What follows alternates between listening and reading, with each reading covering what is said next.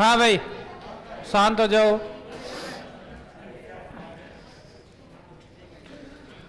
तो पहले तो ये बताओ कि पेपर कैसा रहा?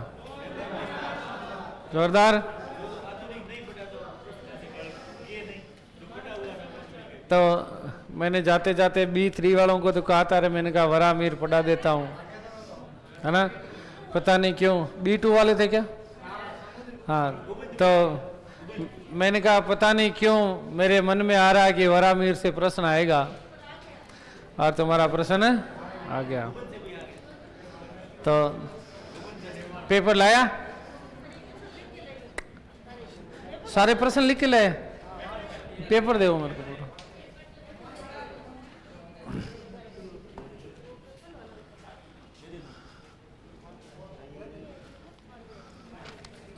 लो, अरे इसमें सारे लिखे हुए, कुछ जैन और बौद्ध भी करवाऊंगा मैं।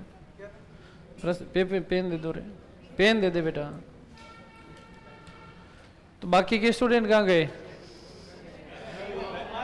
B1 वाले कहाँ? अच्छा हाँ भाई शांत हो जाओ बिल्कुल। कुछ प्रश्न जैन से संबंधित भी थे, बौद्ध से भी संबंधित थे, और सौभाग्य की बात ये रही कि सारा पढ़ाया हुआ आया हुआ है ना? आपका कोई भी मतलब जितने टॉपिक हमने पढ़ लिए उससे कोई सिंगल ऐसा प्रश्न बाहर नहीं था जो आपको पढ़ाया हुआ नहीं था।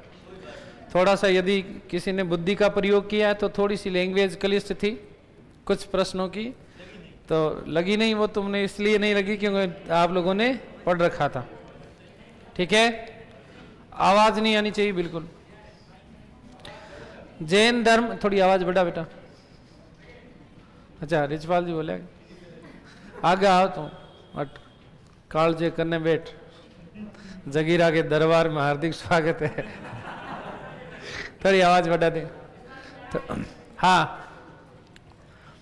जैन धर्म के भिक्षुओं के लिए भोजन द्वारा हिंसा नहीं होने से संबंधित समिति कहलाती है ऐषणा। क्या है? ऐषणा समिति है। एक यह समिति होती है, ये दर्शन शास्त्र का प्रश्न था बेटा। 5 समितियां हैं, आपने पढ़ रखी थी क्या? यह समिति पैदल चलने से संबंधित है ना?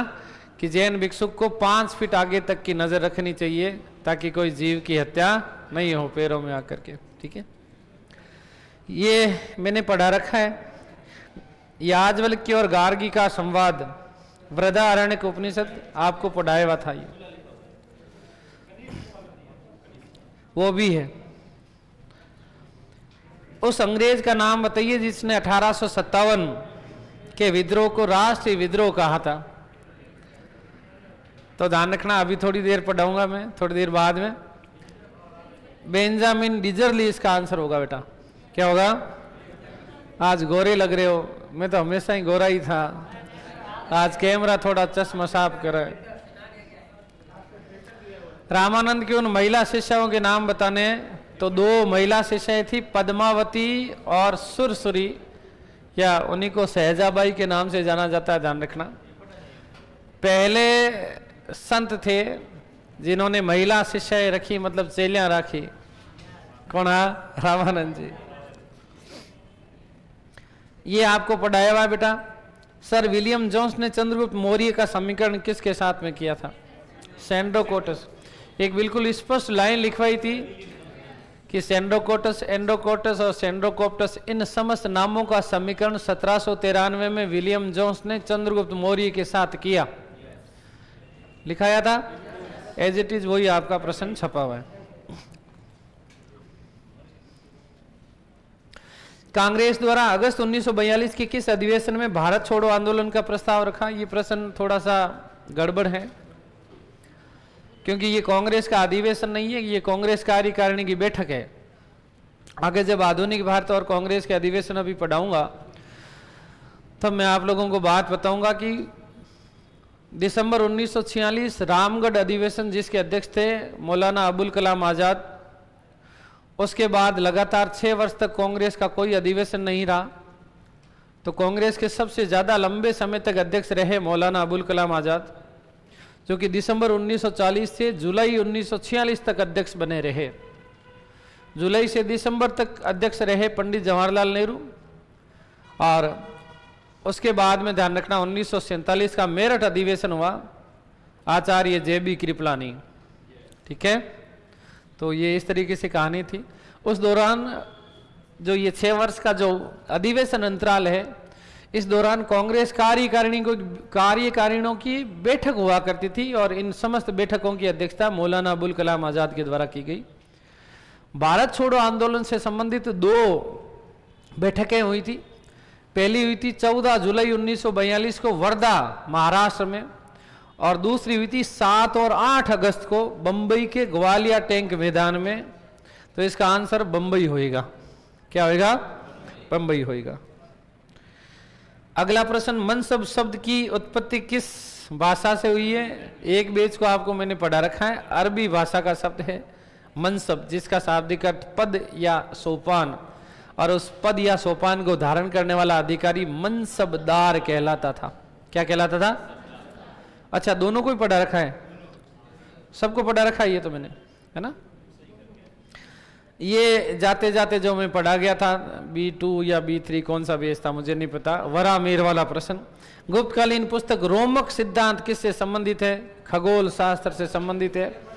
पंच सिद्धांति का लास्ट में यही पढ़ाया था मैंने, और उस दिन मैं पढ़ाने वाला नहीं था, मैंने कहा आर्यभट्ट के बाद में नहीं पढ़ेंगे, लेकिन मेरा मूड कर गया और फिर वरामीर मैंने पढ़ाया था, आप लोगों को बताओ, है ना। पंच सिद्धांतिका के 5 भाग लिखवाए थे ना बेटा, उसमें से एक भाग था रोमक। क्या था बताओ? तो ये उसका प्रश्न था। एक मैंने आपको कहा कि गुप्तकालीन साहित्य से सम्मिलित करने वाला प्रश्न आएगा, आ गया वो प्रश्न भी आपको। तो वात्स्यायन ने क्या नहीं लिखा था? वात्स्यायन ने कामसूत्र लिखा था। पंचतंत्र किसने लिखा था? विष्णु। ठीक है, तो ये असम्मिलित था, बाकी आपका सारा पढ़ाया हुआ है। 12वीं किरातार्जुनीय में है। हरिसेन का प्रयाग प्रशस्ति है। वसपति मंदसौर अभिलेख या मंदसौर प्रशस्ति, जो कि कुमारगुप्त प्रथम के बारे में जानकारी देता है। अब ताजमहल का गुंबद का वास्तुकार इस्माइल खां आफरीदी। ये केवल मेरा ही विद्यार्थी करके आया होगा, बाकी किसी ने नहीं किया होगा, कंफर्म है। ठीक है, चलिए अगला प्रश्न। ये थोड़ा ट्रिकी प्रश्न था, है ना, लेकिन बहुत अच्छा प्रश्न था। ट्रिकी था लेकिन बहुत अच्छा था। प्रश्न क्या था? उस पुरातत्वविद का नाम बताइए जिसने प्रथम बार पूर्व हड़प्पा संस्कृति और नगरीय हड़प्पा संस्कृति की समानताओं को रेखांकित किया। थोड़ा सा दिमाग लगाना था, ट्रिकी था। मैंने कहा कि कालीबंगा 3 अवस्थाओं को दर्शाता है, प्राक हड़प्पियन, विकसित हड़प्पियन और उत्तर हड़प्पियन। और कालीबंगा की खोज किसने की? तो आंसर क्या होगा?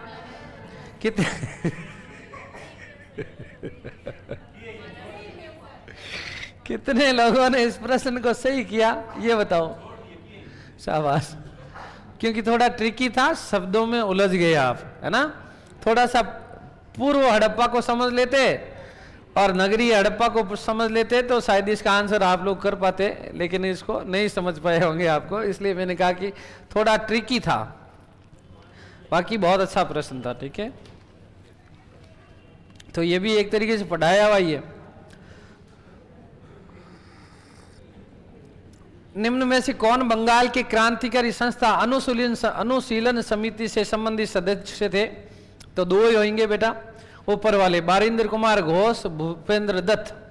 ठीक है, बाकी के 2 लोग खुदीराम बोस, प्रफुल्ल चंद्र चाकी। आगे पढ़ाऊंगा मैं आपको मुजफ्फरपुर बम कांड 30 अप्रैल 1606। ठीक है, तो उससे संबंधित थे दोनों, ध्यान रखना। एक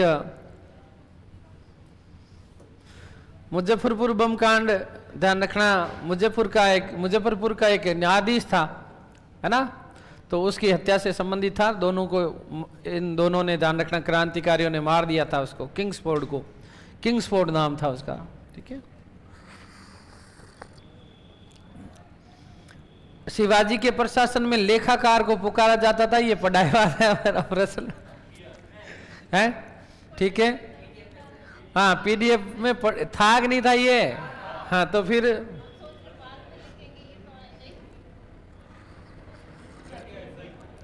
तो दबीर या सुमंत विदेश मंत्री था, ठीक है। मजूमदार वित्त मंत्री था, यही इसका क्या होगा आंसर। सरुनवीस या चटनवीस, ठीक है, लिपिक था। और पंडित राव न्यायाधीश था, ठीक है।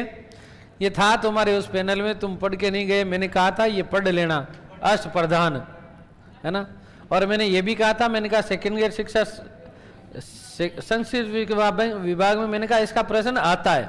अब तुम नहीं पढ़ के गए, मेरा दोष नहीं है, ठीक है। पढ़ के गए तो जिसने कर लिया होगा।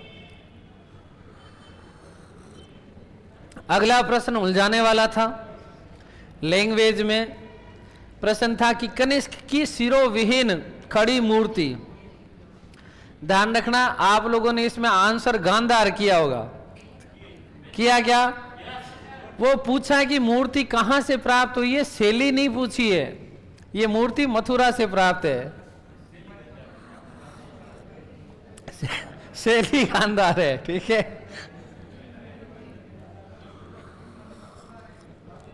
अगला प्रश्न, किसने नमक मार्च की तुलना नेपोलियन के पेरिस से की थी?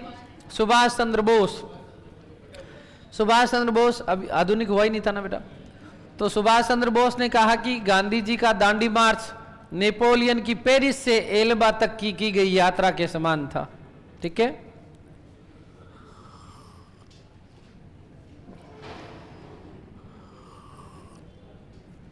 ब्रिटिश सरकार द्वारा महात्मा गांधी को दी गई उपाधि केसर ए हिंद कौन से आंदोलन के दौरान? असहयोग।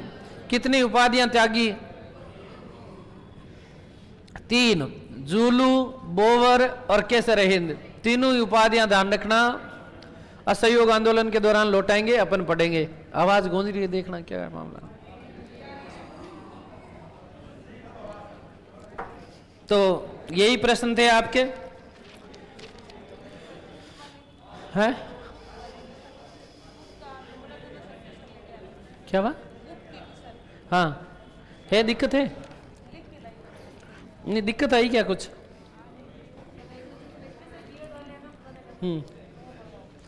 और कोई प्रश्न रह गया क्या तुम्हारा? आधुनिक के मतलब इंडियन हिस्ट्री के तो यही प्रश्न थे, ठीक है।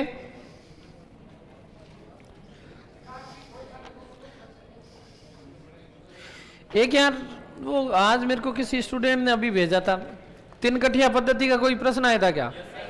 वो किस में आया था? फर्स्ट में भी इंडियन हिस्ट्री थी क्या तुम्हारे? अच्छा तुम्हारे फर्स्ट में शायद गांधी है, तो फिर वो 3 कठिया पद्धति वहां कैसे पूछा?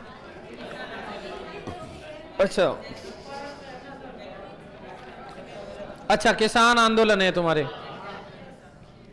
तो उसका आंसर क्या है? गांधी जी है। क्यों है गांधी जी?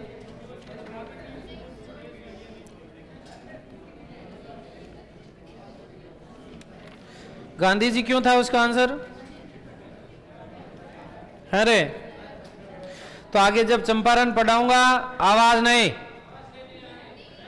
आवाज सही करवा रहे अभी, आवाज सही करो।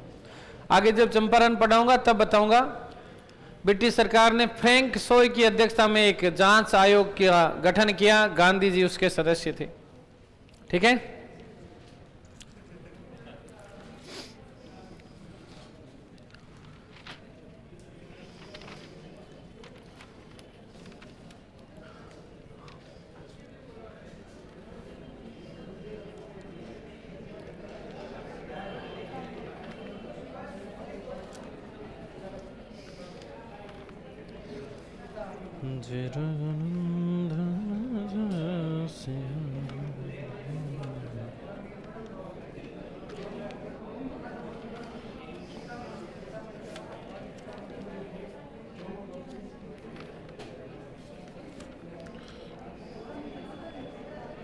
हाँ भाई आवाज मत करो।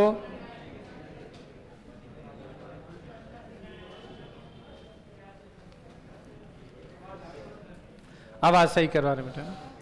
19 में से 12 क्वेश्चन सही है, बहुत अच्छी बात है बेटा, कोई नहीं। 19 में से 12 कर लिए तुमने, बहुत अच्छी बात भाई। और क्या? देखो बेटा सुनो, हिंदू धर्म की पुरुषार्थ व्यवस्था, ये तुम्हें पढ़ाया हुआ था। किस पुरुषार्थ को अंतिम लक्ष्य बनाया गया? लाइन लिखाई हुई तुम्हें, है ना, संन्यास आश्रम। ठीक है, करवा रहा हूं, वो भी करवा रहा हूं।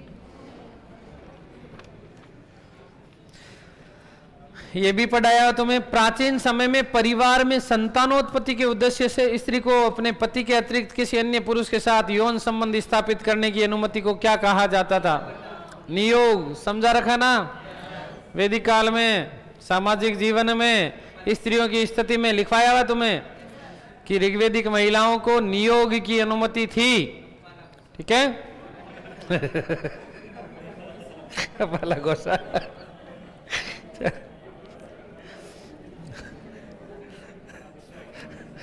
पहला गोसा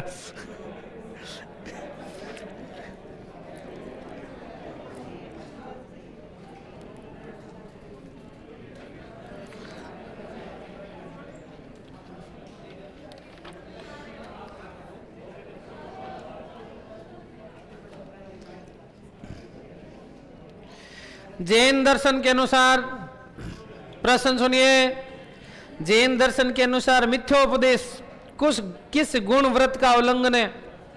सत्य का पढ़ाया हुआ ना तुम्हें, हमेशा सत्य बोले। मिथ्या उपदेश का मतलब झूठ, झूठ नहीं बोलना है ना। यदि झूठ बोले तो किसका उल्लंघन होगा? सत्य का।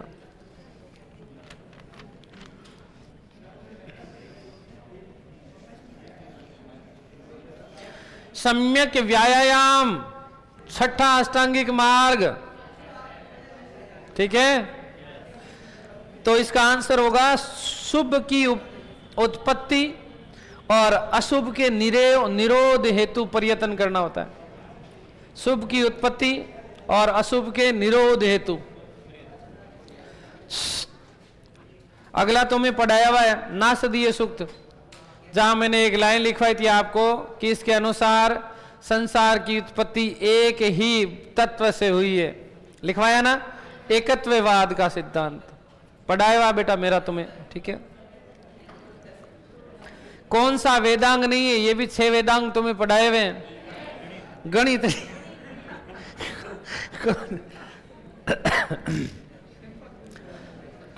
सिंपल कुछ नहीं है तुम्हें पढ़ाया हुआ, इसलिए आ रहा बेटा, लोगों के धुएं खुल गए।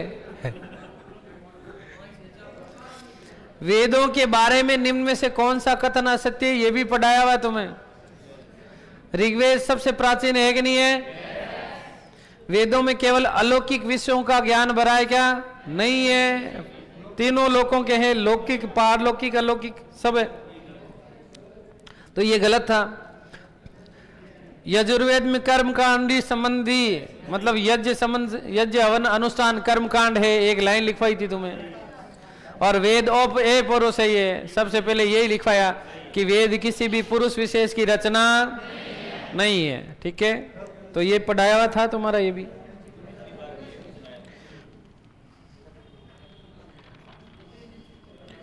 अब ये तुम्हारा शुद्ध दर्शन का प्रश्न था एक, उपनिषदों के अनुसार जीवात्मा की 4 अवस्थाएं वाला शुद्ध, ये आपका दर्शन का प्रश्न था, तो पढ़ाया हुआ था तुम्हें। चलो,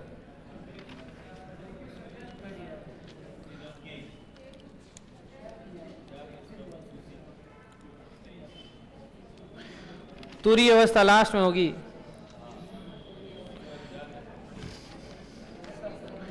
तो देखो बेटा, ऐसा है मेरे अनुसार तो कोई भी सिंगल प्रश्न ऐसा नहीं है जो अपन ने पढ़ा नहीं हो कक्षा में और नोट से तुम्हारा बाहर है। आधुनिक पढ़ा नहीं, तो आधुनिक से प्रश्न भी 2 आए हैं।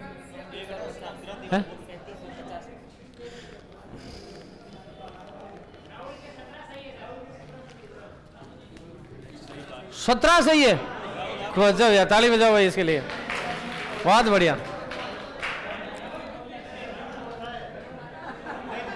एक मिनट,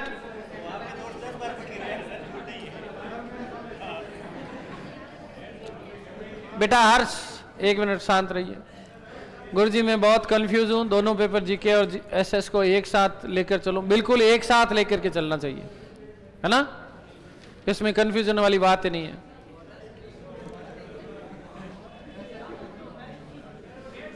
अरे भाई,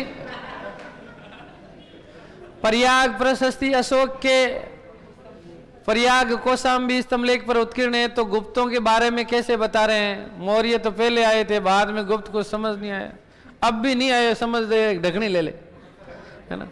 प्रयाग प्रशस्ति गला फाड़ फाड़ के पढ़ाना शुरू किया था मौर्य काल से। मैंने कहा इसी पर समुद्रगुप्त की प्रयाग प्रशस्ति उत्कीर्ण है, जिसमें 33 पंक्तियां हैं, 35 फीट है। खोज जो है वो ए ट्रायर ने की थी, इसकी रचना हरिसेन ने की और तिल भट्ट ने इसको उत्कीर्ण किया। अब भी समझ नहीं आया तो बेटा मैं क्या करूं, मैं मर जाऊं, फिर गला दबा दो मेरा।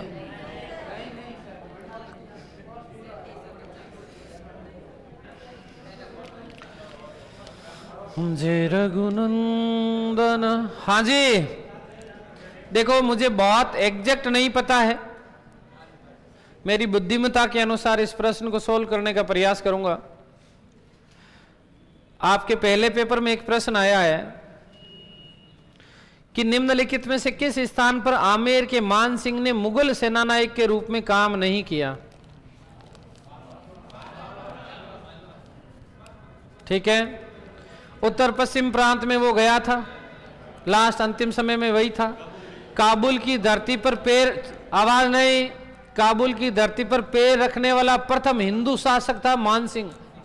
1581 हाकिम मिर्जा को पराजित किया था अकबर ने, और वहां की बख्तुन्निसा को, ये तो मैंने तुम पढ़ा रखा है, बख्तुन्निसा को दीवान नियुक्त किया। एक बैच को पढ़ाया हुआ है तुम्हें, कैसी बात कर रहे हो यार। बख्तुन्निसा एकमात्र महिला दीवान है मुगल काल की, पढ़ाया हुआ है, कैसी बात करते हो बेटा। और बंगाल में उसको भेजा था, तो मालवा इसका आंसर है। ठीक है, हाँ एक भी बाहर नहीं है।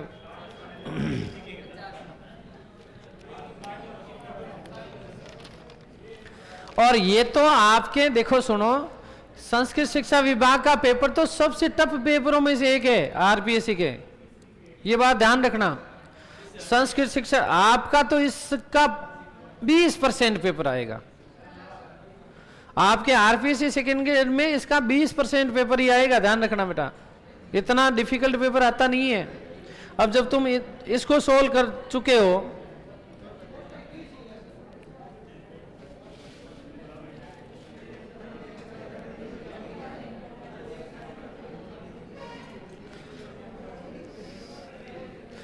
पंचशील का सिद्धांत भी पूछा है क्या?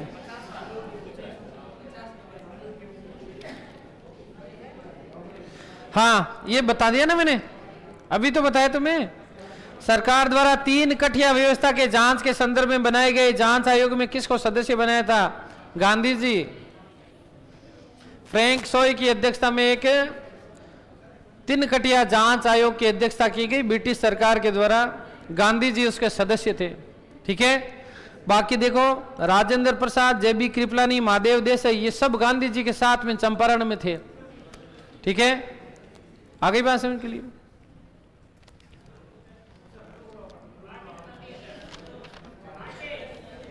बस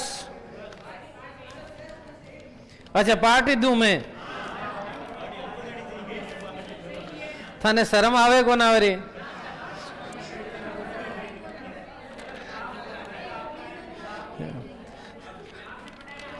अच्छा मैंने पढ़ाया, आपने सही कर दिया, इसलिए पार्टी देनी चाहिए। ठीक ठीक, धन्यवाद बेटा। हैं शाबाश बेटा।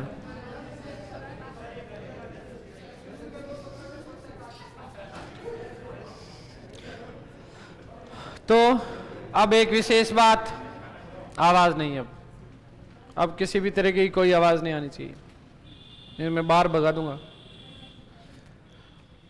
अब एक विशेष बात, कितने बैच मिक्स किए? 3, B1, B2 और B3, ये 3 बैच मिक्स है। B1 अपना कॉम्प्लेक्स वाला बैच था, उसमें मिडाइवल में 2 टॉपिक बचे हुए तुम्हारे बेटा, एक तो भक्ति और एक सूफी, वो अपन बाद में पढ़ेंगे लास्ट में। हाँ ठीक है, आप लोगों का एक कॉमन सब्जेक्ट में आप सभी लोगों के लिए स्टार्ट कर रहा हूँ। ठीक है, B1 और B2 का एनिशिएंट पूरा हो चुका है, तो मिडाइवल वाला जो है वो अभी अपन स्किप कर रहे हैं, ठीक है। डायरेक्ट मैं टॉपिक स्टार्ट करवा रहा हूँ आधुनिक भारत, ठीक है। और आधुनिक भारत में पहला जो टॉपिक हम बात करेंगे वो 1857 की क्रांति होगी, ठीक है। तो बहुत शांति से बैठना है, मजे मजे से बैठना है। मैं वही हूँ जिसको बीच में बोलना और बीच में बात करना पसंद नहीं है ना। तीनों लोग साथ में शामिल हो गए तो एक साथ बता देता हूँ, ठीक है।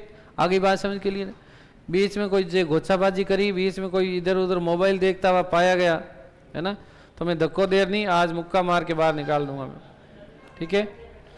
आई बात समझे। और देखो फिर कह रहा हूँ बेटा, मुझे ज़्यादा कुछ आता जाता नहीं है, लेकिन लगभग 2 से 3 महीने से आप लोगों के साथ में जुड़ा हुआ हूँ। मैंने जितना भी पढ़ाया, चाहे पेपर कोई सा ही हुआ हो आपका, चाहे CET ग्रेजुएशन लेवल का हुआ हो, या संस्कृत शिक्षा विभाग स्कूल लेक्चरर का हुआ हो, या प्रोफेसर का हुआ हो, या फिर ये आप सेकंड ग्रेड का पेपर दे चुके हो, है ना। इसमें से अपने नोट्स में से जितना हमने टॉपिक जो जैसे पढ़े, कोई भी प्रश्न आज तक आपका बाहर गया नहीं है ना। तो आगे भी उम्मीद ऐसी है कि आगे भी आपका कोई भी प्रश्न बाहर नहीं जाए, ठीक है। आगे बात समझ के लिए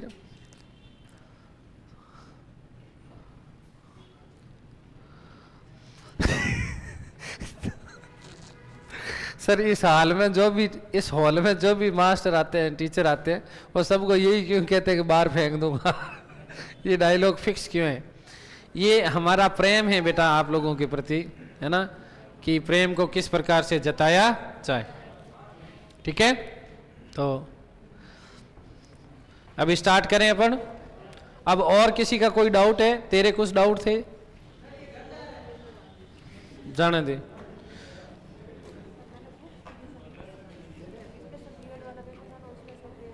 ये भाई कोई एक स्पेशल बीएड का पेपर था,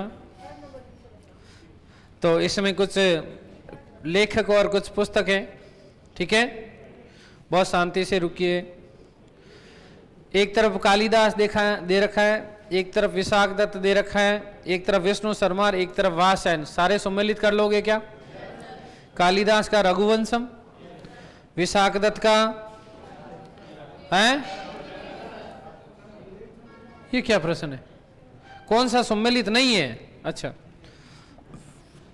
तो विशाख दत्त के आगे 10 कुमार चरित लिखा हुआ, ये सम्मिलित नहीं है। विशाख दत्त ने क्या लिखा था बताओ? मुद्रा, राक्षस और देवी चंद्र गुप्तम। 10 कुमार चरित बेटा ध्यान रखना दंडी की है। किसकी है? उन साहित्यिक स्रोतों को चिन्हित कीजिए जो रामगुप्त और ध्रुव देवी की कथा का उल्लेख करते हैं। पढ़ा रखा है मैंने तुम्हें ये भी। तो देवी चंद्रगुप्तम, राजशेखर का काव्य मीमांसा और बाणभट्ट का हर्षचरितम, ये तीनों साहित्य ऐसे हैं जो रामगुप्त और ध्रुव स्वामिनी की कथा के बारे में क्या करते हैं? जानकारी देते हैं बेटा। मालती माधव जानकारी नहीं देता, ये भगवान श्री राम के ऊपर लिखा हुआ भवभूति का नाटक है।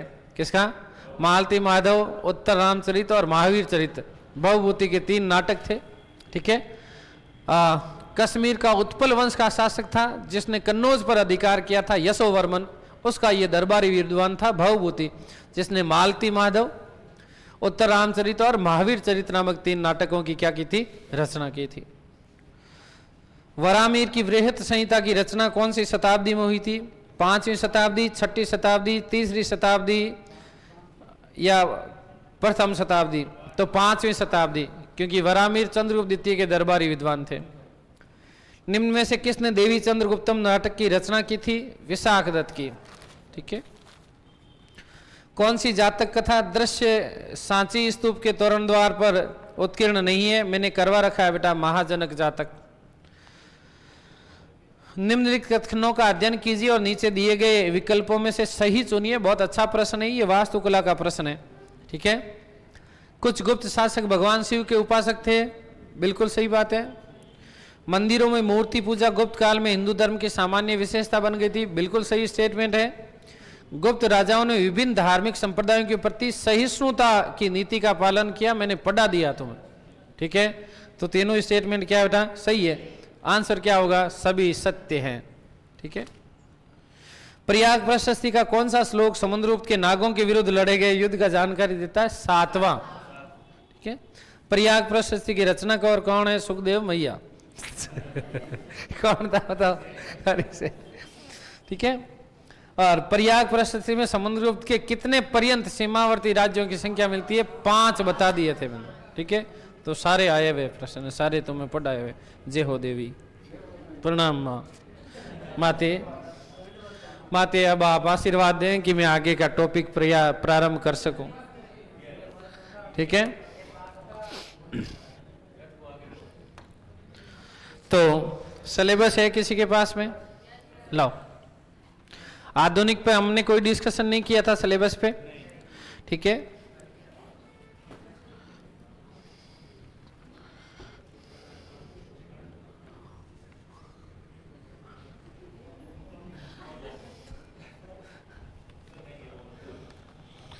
पन्नो ही ऊंधो दियो है नानजो को गठेगो।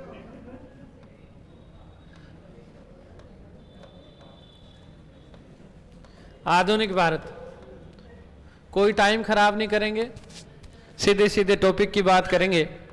आधुनिक भारत में क्या क्या पढ़ना है वो मैं बता रहा हूं, ठीक है। हमारे पाठ्यक्रम में क्या क्या है वो सुन लीजिए बेटा। सीधा सीधा दे रखा है 1857 का स्वतंत्रता संग्राम, ठीक है। इस 1857 की क्रांति में अपने को क्या क्या पढ़ना है बेटा? कारण पढ़ना है, प्रकृति पढ़ना है और मुख्य घटनाक्रम पढ़ना है। 3 चीजें पढ़नी है। एक चीज एक्स्ट्रा पढ़ाऊंगा, उल्लेख। क्या चीज है? कि 1857 की क्रांति का उल्लेख या जानकारी के स्रोत क्या क्या है वो आपको मैं इसमें एक एक्स्ट्रा पढ़ाऊंगा, ठीक है। अगला टॉपिक है भारतीय राष्ट्रीय कांग्रेस, इसके प्रारंभिक चरण। प्रारंभिक चरण कौन कौन से हैं? नरम दल और गरम दल तक की घटनाएं, वहां तक के बारे में बात करेंगे हम लोग। दूसरा, गांधी जी के जन आंदोलन दे रखे हैं, सारे नहीं पढ़ने अपने को। क्या क्या दे रखा है बेटा? सीधा सीधा दे रखा है असहयोग, सविनय और भारत छोड़ो।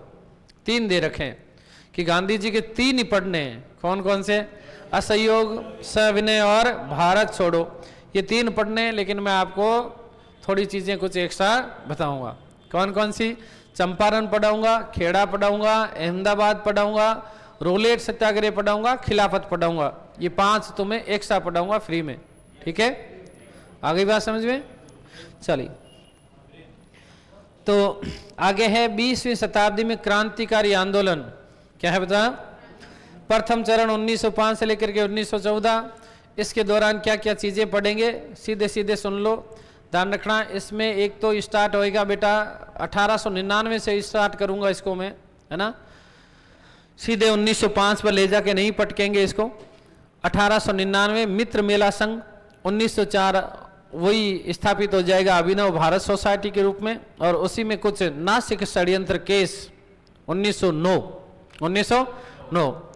फिर इसमें पहला टॉपिक अपना बनेगा बंगाल विभाजन 1905, ठीक है। फिर उसके बाद में मुजफ्फरपुर बम कांड। कौन सा? मुजफ्फरपुर बम कांड या मणिकोटला या मणिपुकुर कांड उसी को बोलते हैं, तो वो बाद में बात करेंगे। और इसी में एक षड्यंत्र केस पढ़ेंगे, अलीपुर षड्यंत्र। क्या चीज? अलीपुर षड्यंत्र केस पढ़ेंगे, ठीक है। आगे बात समझ क्लियर है? इसके अलावा यहीं पर मैं आपको एक चीज और बताऊंगा, करजन वाइली हत्याकांड। करजन वाइली हत्याकांड। फिर इसमें मैं आपको पढ़ाऊंगा एक आंदोलन, गदर आंदोलन। कौन सा? गदर आंदोलन। एक आपको घटना पढ़ाऊंगा, कामा गाटा मारू घटना। कौन सी? कामा गाटा मारू घटना। ये 1905 से लेकर के 1914 तक की घटनाएं हो जाएगी। द्वितीय चरण 1924 से 1930 है। लेकिन यहां पर एक बहुत महत्वपूर्ण टॉपिक आता है आपका, जो अक्सर परीक्षाओं में पूछा जाता है। उसके बारे में मैं केवल आपको कुछ चीजें लिखवाऊंगा, है ना, वो एक्स्ट्रा के रूप में पढ़ाऊंगा। कौन सा? होम रूल आंदोलन 1916 का है बेटा, वो अपने इसमें पाठ्यक्रम में नहीं है, लेकिन आपको एक्स्ट्रा पढ़ाऊंगा क्योंकि आपके आगे आने वाले समय में बहुत सारी परीक्षाएं हैं, ठीक है। तो वहां पर आपका होम रूल काम में आएगा, ठीक है। जो जो एक्स्ट्रा पढ़ाऊंगा वो भी बता रहा हूं मैं आपको, ठीक है। चलिए, द्वितीय चरण 1924 से 1930 है बेटा, तो ध्यान रखना। इसमें विशेष रूप से थोड़ा सा एक्स्ट्रा के रूप में कुछ अन्य महत्वपूर्ण तथ्यों के रूप में मैं आपको लिखवाऊंगा। CR दास और मोतीलाल नेहरू की स्वराज्य पार्टी 1923 की घटना है, लेकिन वो मैं आपको कुछ चीज़ें उसकी लिखवाऊंगा ज़रूर। फिर 1924 में आपका एक ही विशेष घटना होती है। 1924 से 1930 के दौरान की क्या क्या घटनाएं हैं? HRA, Hindustan Republican association, Kakori कांड, कौन सा कांड? काकोरी कांड, और Hindustan socialist Republican association HSRA, ठीक है। इसी के दौरान साइमन कमीशन, संभवतः आप लोगों ने पॉलिटिकल साइंस में पढ़ लिया होगा, नहीं पढ़ा होगा तो मैं पढ़ा दूंगा। और इसी में लाहौर षड्यंत्र केस, क्या पढ़ेंगे? और एक पढ़ेंगे दिल्ली असेंबली कांड, कौन सा? दिल्ली असेंबली बम कांड। खाली कांड नहीं, कांड तो तुम करते हो, ठीक है, अपन इसमें बम जोड़ देंगे। क्या जोड़ देंगे? तो दिल्ली असेंबली बम कांड में आपको इसमें पढ़ाऊंगा, ठीक है।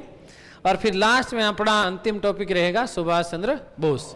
ये इतना ही है, लिमिटेड है, लेकिन कुछ चीजें मैं आप लोगों को एक्स्ट्रा के रूप में पढ़ाने वाला हूं, जो क्योंकि बाकी की परीक्षाओं में बहुत सारी काम में आएगी, ठीक है।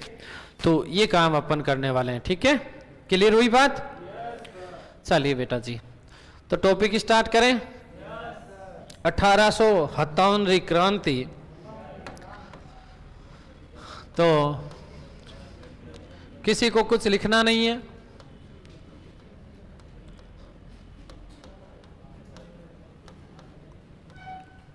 बहुत शांति से बैठना है और सबकी नजरें केवल और केवल मेरे के ऊपर मत रखो, तुम नजरें दुष्टों बोर्ड पर रखो, है ना। मैंने रोज झाड़ो फूंक करवाना पड़े, मारे नजर लाग जाए, ठीक है, क्योंकि मैं इतनी सुंदर हूं, मैं क्या करूं, मर जाऊं। तो इधर देखो बेटा, ध्यान दो, सामने सब हम लोग दो शब्द पढ़ते हैं। क्या क्या पढ़ते हैं? दो शब्द पढ़ते हैं, शाबाश थे, दो शब्द पढ़ लियो जरा, तो काम अड़े ही क्यों। एक शब्द पढ़ते हैं हम लोग क्रांति, एक हम लोग पढ़ते हैं बेटा आंदोलन। क्या पढ़ते हैं? बहुत बेसिक से पढ़ा रहा हूं, जीरो से, ठीक है। या इसमें उतना बेसिक तो पढ़ाने की आवश्यकता नहीं है ना कि आधुनिक भारत कहां से प्रारंभ हुआ, वो तुम्हारे है ही नहीं सिलेबस में, है ना। और ये आप लोगों को सबको पता है कि आधुनिक भारत कहां से प्रारंभ हुआ, बताओ। इतिहास का वर्गीकरण, भारतीय इतिहास का वर्गीकरण 3 भागों में करते हैं बेटा। प्राचीन भारत का इतिहास, मध्यकालीन भारत का इतिहास और आधुनिक भारत का इतिहास। अब यहां थोड़ा सा मामला गड़बड़ है। गड़बड़ कैसा है वो सुन लो। प्राचीन भारत का इतिहास हम लोग वस्तुतः उत्तर भारत में जब देखते हैं तो वो गुप्त काल और गुप्तोत्तर काल, मतलब हर्षवर्धन तक का समय है। किसका समय है? हर्षवर्धन, मतलब 7वीं शताब्दी। लेकिन वहीं दक्षिण भारत में देखेंगे तो चोल चालुक्य और पल्लव, वो 13वीं शताब्दी तक जाता है। कहां तक जाता है? मध्यकालीन भारत की बात स्टार्ट करते हैं तो 712 ईस्वी से मानते हैं ना। भारत में अरबों का आक्रमण 712 ईस्वी, यस और नो। और फिर हम पढ़ते हैं दिल्ली सल्तनत, और दिल्ली सल्तनत पढ़ते हुए सीधे सीधे आते हैं मुगल, और मुगल में भी 1707 तक जाते हैं। कहां तक जाते हैं? तो मध्यकालीन भारत 1707 तक मानते हैं। कहां तक मानते हैं? फिर बात करते हैं आधुनिक भारत की। किसकी? तो आधुनिक भारत कहां से माना जाता है, बताओ। प्लासी का युद्ध, शाबाश। और सीधे सीधे कहते हैं कि साहब भारत में ब्रिटिश लोगों का आगमन या भारत में यूरोपियों का आगमन, वहां से पढ़ाते हैं ना। आधुनिक भारत जब स्टार्ट करते हैं तो कहां से पढ़ाना शुरू करते हैं? भारत में यूरोपियों का आगमन। और सबसे पहले आए थे कौन? पुर्तगाली, 1498 में। कब आए थे? तो मुझे ये बताओ कि यार एक तरफ तो मिडाइवल को लेके जा रहे हैं 1707 तक, फिर जब वापस आधुनिक को स्टार्ट कर रहे हैं तब जा रहे हैं 1498 में। ये कौन सा इतिहास का वर्गीकरण हुआ यार, है? तो ये रॉन्ग नंबर है, ससुरा कौन फिर की ले रहा है हमारी, ठीक है। अच्छा, फिर मैं यदि आपसे प्रश्न पूछूं कि आधुनिक भारत के जनक कौन? आधुनिक भारत के जनक कौन है? शाबाश बेटा, बहुत बढ़िया, तुमसे यही उम्मीद थी मुझे। तो राजा राममोहन राय कौन है? जिन्हें आधुनिक भारत का जनक या आधुनिक भारत का पिता में कहा जाता है कि नहीं कहा जाता है? भारत में नव जागरण का जनक माना जाता है कौन? राजा राममोहन राय। अब राजा राममोहन राय तो 19वीं शताब्दी में हुए। कौन सी शताब्दी में? तो फिर आधुनिक भारत चालू करे कहां से है? तो आधुनिक भारत का मतलब क्या समझते हो?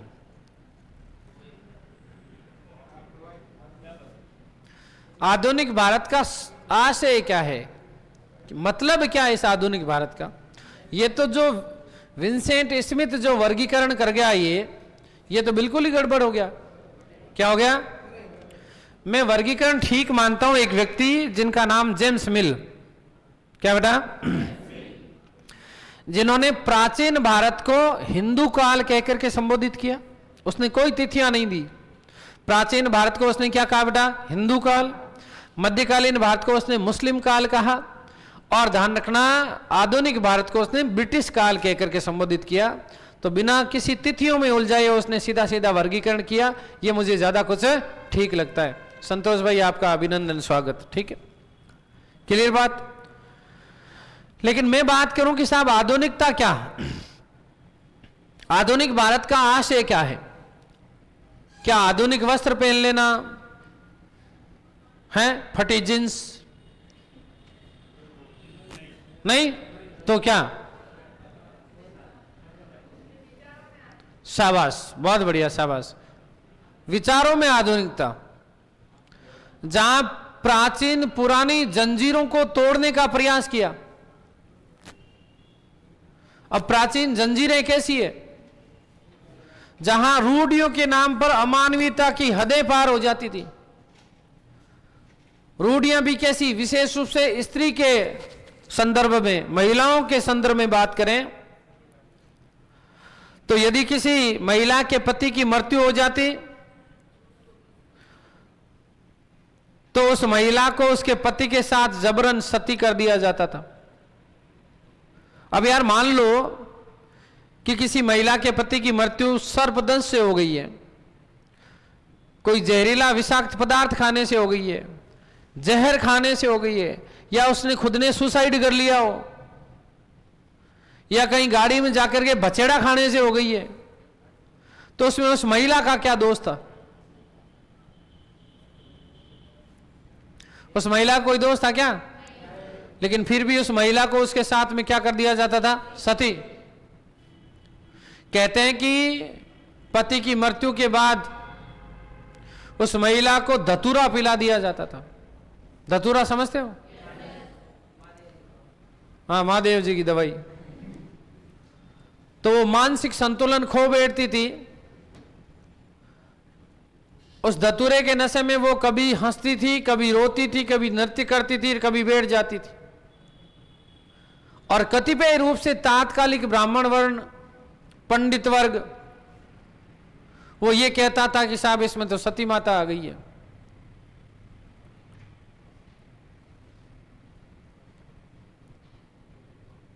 जब उसके पति की अंतिम यात्रा होती तो उस महिला को उसके साथ में ले जाया जाता था। उसे कोई शुद्ध नहीं होती थी, उसे उसकी चिता पर बिठा दिया जाता था और पीपे पीपे पीपे घी डाल दिया जाता था उस पर। बड़े बड़े ढोल नगाड़ों की व्यवस्था की जाती थी। और वो ढोल नगाड़े क्यों बजाए जाएंगे वो भी बताऊंगा। तो बड़े बड़े ढोल नगाड़ों की व्यवस्था की जाती थी। उस जिंदा जीव को उस पति के साथ चिता में बिठा करके आग लगा दी जाती थी। 15 से 20, 25, 30 पंडित हाथ में बड़े बड़े बांस के लकड़े लेकर के खड़े रहते थे, क्योंकि भाई चमड़ी जलेगी, जिंदा जीव है, एक उंगली जलती है तो कितना दर्द होता है, कितना कराता है, छटपटाता है व्यक्ति। तो चिता से बाहर निकलने का प्रयास करती थी तो उसी को उसके बांस से उसके वापस धकेले हुए रखते थे। और उधर ढोल बजाने चालू कर दिए जाते थे ताकि उसकी चित्कारें, उसकी चीखें बाकियों तक नहीं पहुंच पाए। एक सती प्रथा के नाम पर किस प्रकार की अमानवीयता की हदें पार कर दी जाती थी।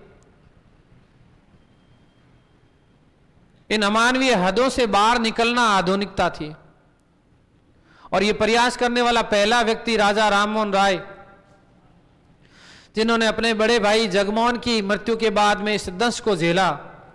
अपनी भाभी, उनकी भाभी को जबरन क्या कर दिया गया, सती। तो इसलिए सती प्रथा से लड़ने का निश्चय किया किसने, राजा राममोहन राय ने। और अंततः 1829 में एक्ट 17 के तहत इस सती प्रथा को क्या कर दिया गया, प्रतिबंधित कर दिया गया बंगाल में। और 1830 में इसे संपूर्ण बंगाल में लागू कर दिया गया। संपूर्ण बंगाल का मतलब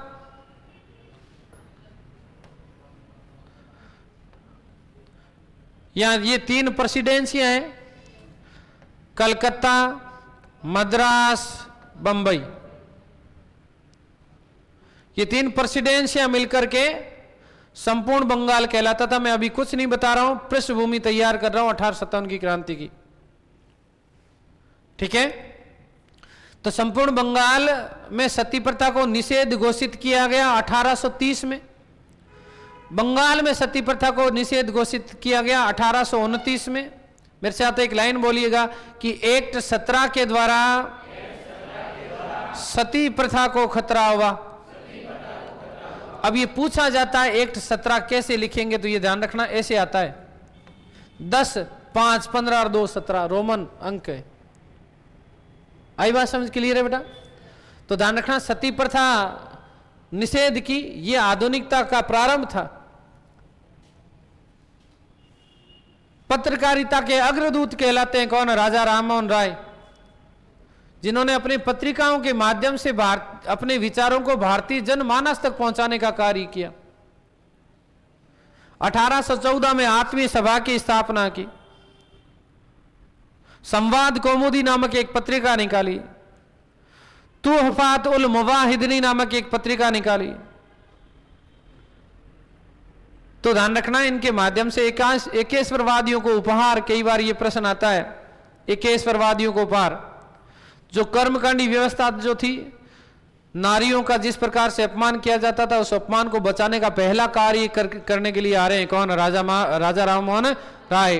और यही कारण है कि राजा राममोहन राय को आधुनिक भारत का जनक कहा जाता है, जहां वैचारिकता में परिवर्तन लाने का प्रयास किया गया, इन रूढ़ियों को, बंदिशों को तोड़ने का प्रयास किया गया। कुछ महिलाएं जो सती नहीं होती थी, तो उनका जीवन नरक से बदतर कर दिया जाता था। कई कई महीनों तक उन्हें सूर्य दर्शन का अधिकार नहीं होता था, और घर में एक कोठरी में फेंक देते थे, उससे बाहर तक नहीं निकलने दिया जाता था। सुबह और शाम एक थाली जाती थी भीतर, उसे बाहर आने का अधिकार नहीं था। वो सारे के सारे उसको नित्य कर्म भी वहीं पर संपादित करने पड़ते थे, उसी कोठरी में सूसू, उसी कोठरी में पोटी। आप सोचिए कि किस प्रकार की जो है दयनीय स्थिति में वो महिला रहा करती होगी।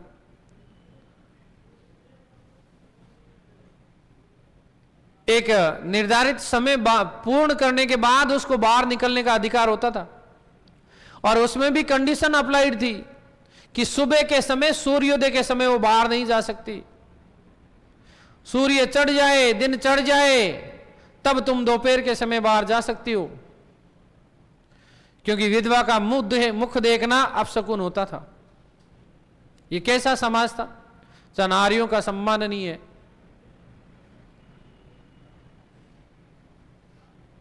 उसका सम्मान नहीं है जिसने इस सृष्टि का सृजन किया।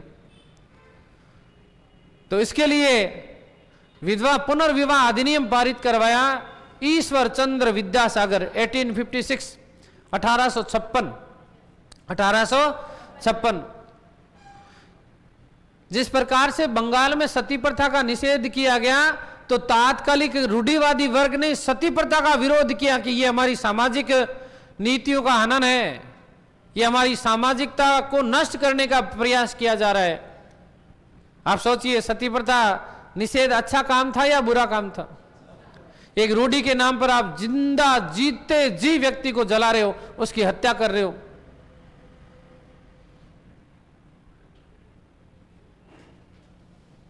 किसी विधवा बहन को बाहर निकलने तक का परिवार जो है अधिकार नहीं है, तो किसी विधवा का वापस घर बसाना अच्छी बात थी या बुरी बात थी? ये कार्य किया किसने? ईश्वर चंद्र विद्यासागर ने। ये सारी चीजें वैचारिकता में परिवर्तन। भारतीय लोग शिक्षित हुए, और शिक्षित हुए तो उसमें भी कहानी, आप लोगों ने पॉलिटिकल साइंस में 1813 का चार्टर अधिनियम पढ़ा होगा। अरे तो पहले पढ़ा होगा भाई, ऐसा थोड़ी कि पहली बार ही सुन रहे हो। जहां पहली बार भारतीयों के लिए शिक्षा पर 1 लाख व्यय का प्रावधान किया गया, लोगों ने इसका भी विरोध किया। इस संसार में हर सिक्के के 2 पहलू होते हैं, एक बुरा और एक अच्छा। कभी भी एक साइड नहीं होती, केवल बुरी नहीं होती, केवल अच्छी नहीं होती। तो भारत में ब्रिटिश शासन यदि नहीं होता तो ये भारतवर्ष आज भी रूढ़िवादिता की जंजीरों में जकड़ा हुआ होता, क्योंकि आधुनिक शिक्षा से ना तो वो परिचित होते और ना उन्हें यह पता चलता कि एक मानव के क्या क्या अधिकार होते हैं। 1813 का चार्टर, जहां पहली बार भारतीयों की शिक्षा के लिए 1 लाख रुपए मद व्यय का प्रावधान किया गया, 1833 के चार्टर में इसे बढ़ाकर के 5 लाख कर दिया गया। मेकाले आयोग तो पढ़ा होगा, तो मेकाले की अनुशंसा में भारत में अंग्रेजी भाषा में शिक्षा अनिवार्य कर दिया। लोगों ने इसका विरोध किया कि हमारी परंपरागत शिक्षा पद्धति को क्या किया जा रहा है? समाप्त किया जा रहा है। तो ये रूढ़िवादी भारतीय किसी भी चीज में समझने के लिए तैयार नहीं थे।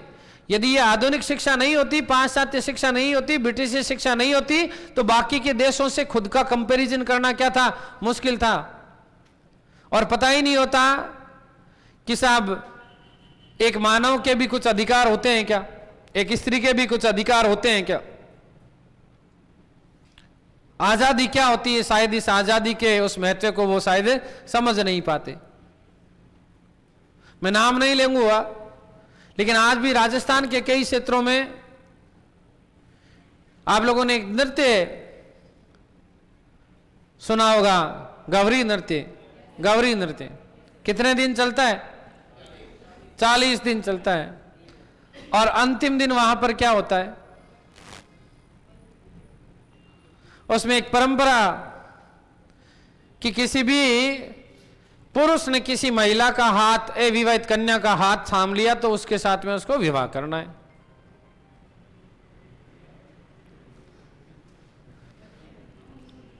अब कई लोग सोच रहे हैं अगला गौरी कब होगा। तो 2013-14 में 2 बहनें इसके विरोध न्यायालय में पहुंच गई थी, लेकिन न्यायालय भी कुछ समय कुछ जगहों पर अपना कार्य नहीं कर सकता। उन्होंने कहा कि हम सामाजिकता में हम किसी भी प्रकार के जो आपके धार्मिक मामले, सामाजिक मामले हैं उसमें हस्तक्षेप नहीं कर सकते। आप लोगों ने सुना होगा कि साहब एक प्रथा होती है जिसको हम लोग छेड़ा फाड़ना कहते हैं। चुनरी, मान लो कि पति पत्नी पे किसी बात को लेकर के विरोध बहस हो गई है, पति का मूड खराब है और उसने चुनरी फाड़ दी, तलाक हो गया हैं? पहले तो यही होता था, छेड़ो फाड़ दी ऐसा, है ना। लेकिन अब उसमें चीजों में सुधार किया गया, पंच पटेलों के सामने होता है छेड़ा फाड़ना। अभी भी अब खैर इतना नहीं होता, तो बहुत सारी चीजें थी। ये आधुनिक वैचारिकता, आधुनिक वैचारिकता जो आई, जहां हमारे पुरानी रूढ़िवादी सामाजिकता को समाप्त करने का प्रयास किया गया, वही हमारे लिए क्या था बेटा? आधुनिक भारत। क्या था बताओ? तो आधुनिक भारत को किसी तिथि में बांधना बुद्धिमत्ता की बात नहीं है, ये तर्क से परे है। अब दुर्भाग्य ये है कि हमारी पुस्तकों में आधुनिक भारत देकर के पहला टॉपिक पढ़ाया जाता है यूरोपियों का आगमन। वो आधुनिक भारत है किसी भी रूप में नहीं है। लेकिन हाँ ठीक है, हम हमारे पाठ्यक्रम को तो नकार तो नहीं सकते, है ना। तो वो भी पढ़िए, लेकिन प्रयास ये कीजिएगा कि आप जब भी जीवन में कक्षा में पढ़ाने के लिए जाएं अपने विद्यार्थी को, तो थोड़ा सा कुछ लॉजिकल तार्किक रूप से पढ़ाने का प्रयास करें कि वास्तव में आधुनिक भारत क्या है। किताबों से थोड़ा सा बाहर लाने का प्रयास करें, क्योंकि किताबों से जीवन नहीं चला करता, सीधी सी बात है ये है। हम लोग दो शब्द पढ़ते हैं, एक शब्द पढ़ते हैं क्रांति, एक शब्द हम लोग पढ़ते हैं आंदोलन। क्या चीज है? तो क्रांति क्या है और आंदोलन क्या है? कोर्स कब तक हो जाएगा? आज हो जाएगा सुनीता, ठीक है। आधुनिक भारत अभी मैंने पढ़ा दिया था कि कौन कौन से टॉपिक पढ़ने हैं, वो टॉपिक लिख के तू नीचे लिख दे, समाप्त हुआ, डफोड़ी। तो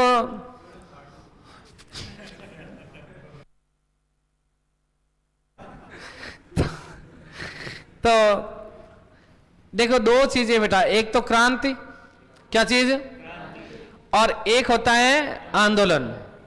हाँ भाई रिचपाल जी बताओ मेरे को, क्रांति क्या चीज है? हैं? क्रांति क्या है? अचानक,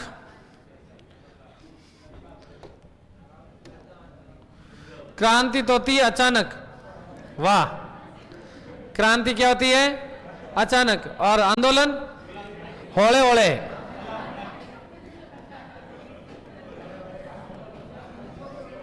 होले होले मतलब जो पंपोड़ पंपोड़ के हो, वो तो है आंदोलन है। और अचानक कोई हाथ पकड़ के ले जाए, वो है शाबाश, बहुत बढ़िया, बिल्कुल सही है बेटा।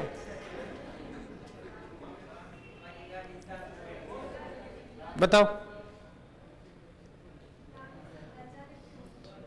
क्रांति बिल्कुल वैचारिक भी हो सकती है, अंदर अंदर करते रहो। हाँ हाँ,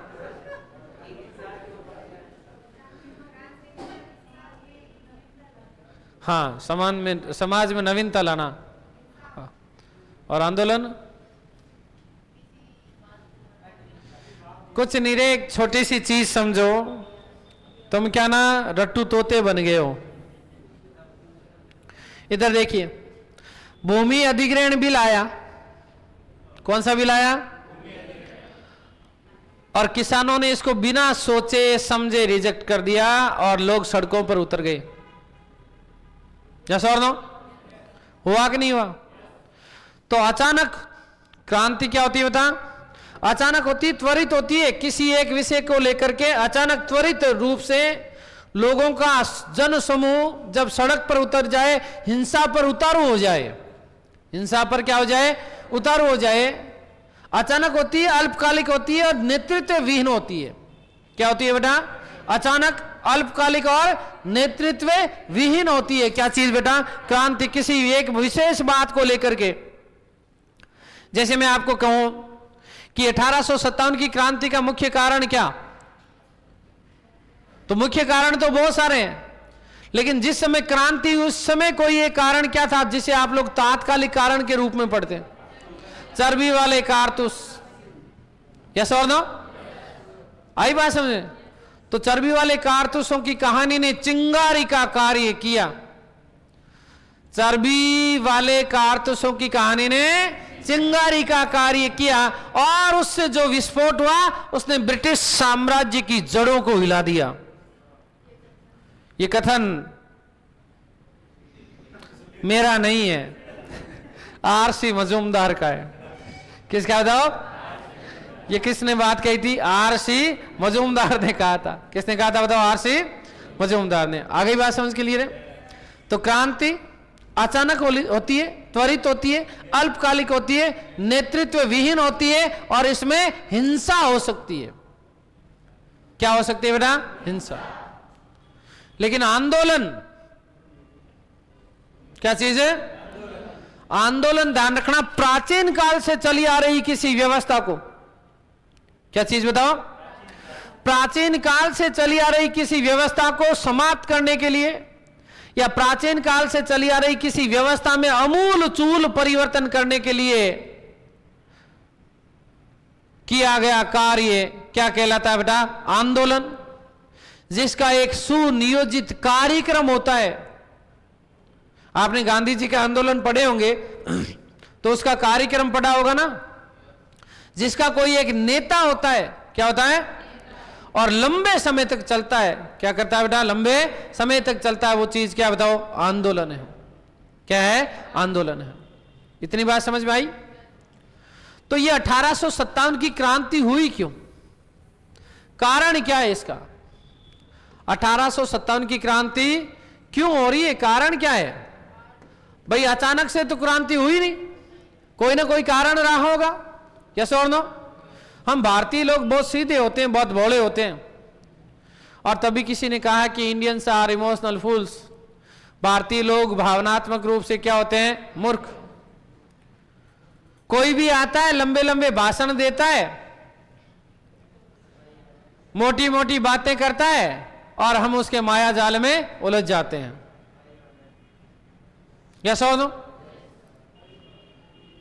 1600 ईस्वी में अकबर के काल में ब्रिटेन में, कहां? बहुत शांति से सुनिएगा, पृष्ठभूमि तैयार कर रहा हूं मैं। ब्रिटेन में, ब्रिटेन के कुछ व्यापारियों ने एशियाई देशों के साथ ईस्ट में, कहां बेटा? ईस्ट में, ध्यान रखना, व्यापार करने के लिए अनुमति चाहिए। और अनुमति किससे ली? वहां की महारानी ब्रिटेन की एलिजाबेथ से। एक व्यापारिक समूह जिसमें 219 लोग हैं।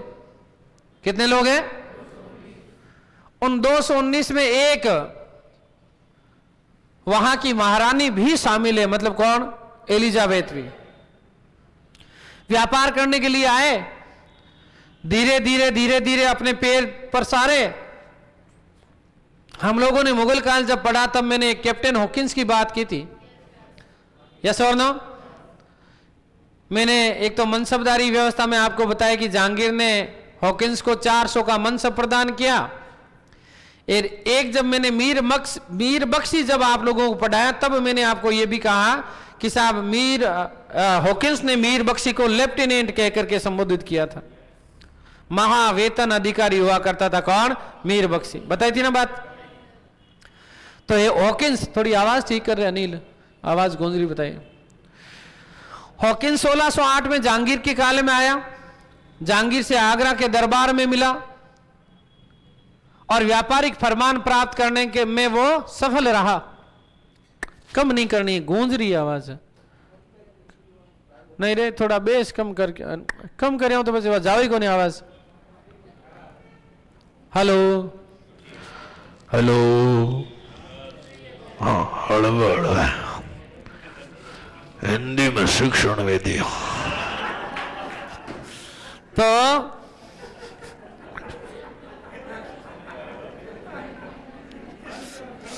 हाँ भाई, अब हिंदी में शिक्षण विधियां पढ़ेंगे। हाँ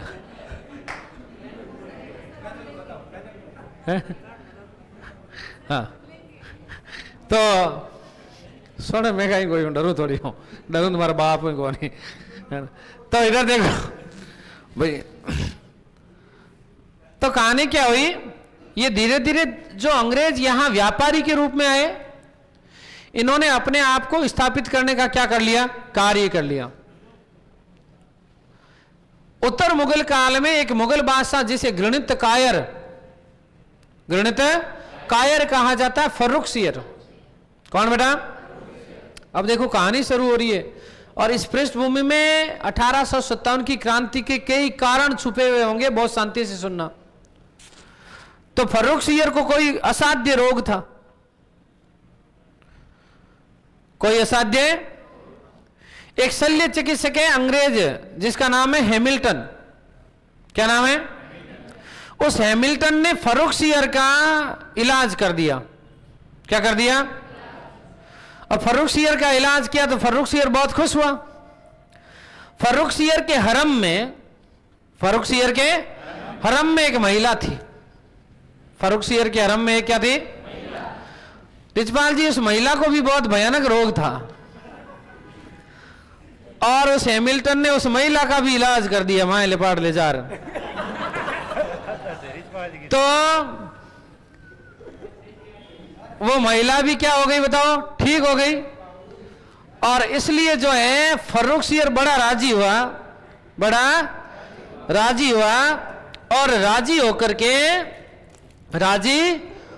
के जो है उसने कहा कि भाई मांगो, आपसे मांगो, क्या चाहिए। अच्छा बेटे,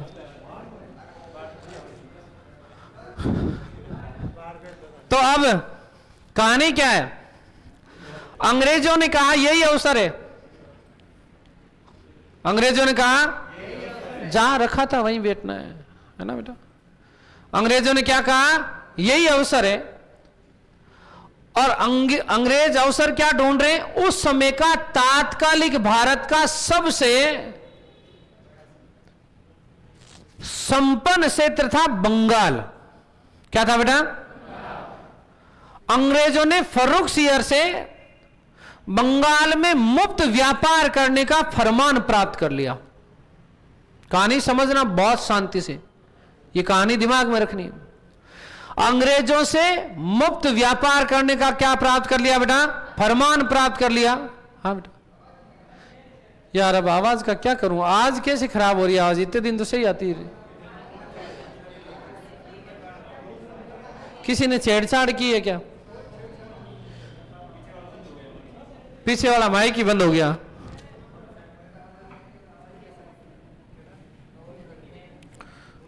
हेलो हेलो, ठीक है, आ गया।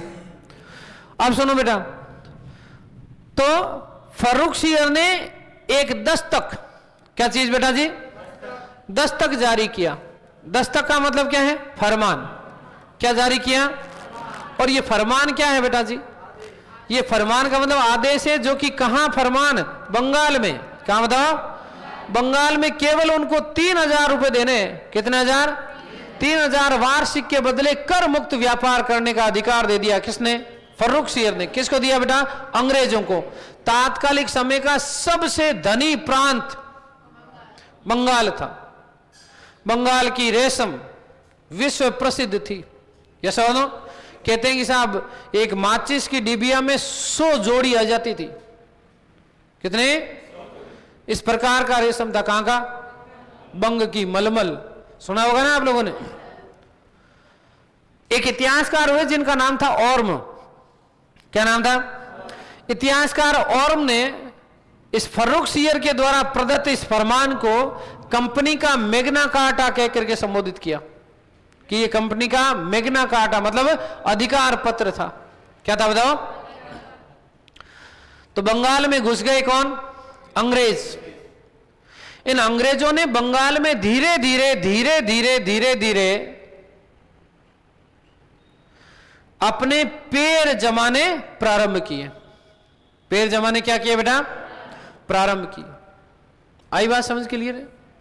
अब देखो ध्यान देना, आगे जब मैं 1857 की क्रांति के राजनीतिक और प्रशासनिक कारणों की चर्चा करूंगा, तब मैं आपको एक बात बताऊंगा बेटा, कि एक व्यक्ति थे यूरोपीय इतिहासकार जिनका नाम था ली वार्नर। क्या नाम था, इस ली वार्नर ने भारत में ब्रिटिश सर्वोच्च सत्ता की स्थापना 3 चरणों में बताई। कितने चरणों में, ये चरण कैसे प्रारंभ हो रहे हैं उसके बारे में बहुत शांति से सुनिएगा। ये पृष्ठभूमि है, लेकिन चीजें समझ में आएगी। इसी में कई सामाजिक कारण होंगे, इसी में कई धार्मिक कारण होंगे, इसी में कई आर्थिक कारण होंगे, और किस प्रकार से क्रांति होगी, ये सारी पृष्ठभूमि समझा रहा हूं आपको। तो कहानी क्या हुई साहब, बंगाल में अपने धीरे धीरे धीरे धीरे अपने पैर पसारने प्रारंभ कर दिए। किसने, अंग्रेजों ने। इस समय बंगाल में, कहां बताओ, बंगाल में ध्यान रखना, एक शक्तिशाली व्यक्ति है 1740 में, जिसका नाम है अलीवर्दी खां। क्या नाम है, ये अलीवर्दी खां अंग्रेजों को जानता है, और उसने कहा ये यूरोपीय मधुमक्खियों की भांति है। किसकी भांति है, यदि आप इनको छेड़ेंगे नहीं तो ये शहद देंगे, और यदि आपने इनको छेड़ा तो ये काट काट करके सुझा देंगे। काट काट करके। इस अलीवर्दी की मृत्यु के बाद उसका कोई खुद का पुत्र नहीं है, संतान नहीं है, उत्तराधिकारी बना उसका दो ही था, जिसका नाम था बेटा सिराजुद्दौला। क्या नाम था बताओ? क्या नाम था बताओ? सिराजुद्दौला बंगाल का क्या बन गया है? नवाब। बंगाल का क्या बना बेटा? भोला आदमी, सीधा।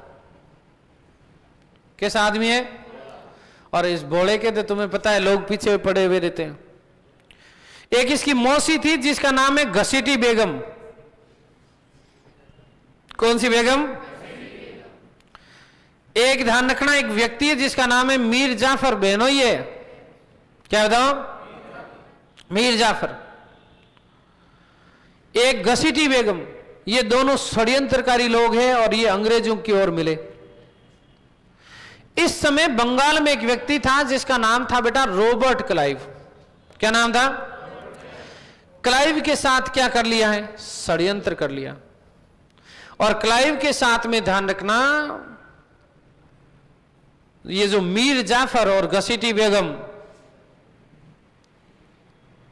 ये सारे के सारे लोग क्लाइव के साथ मिलकर के षड्यंत्र करके इसको हटाना चाहते हैं। किसको? कुछ गलतियां इससे भी हुई।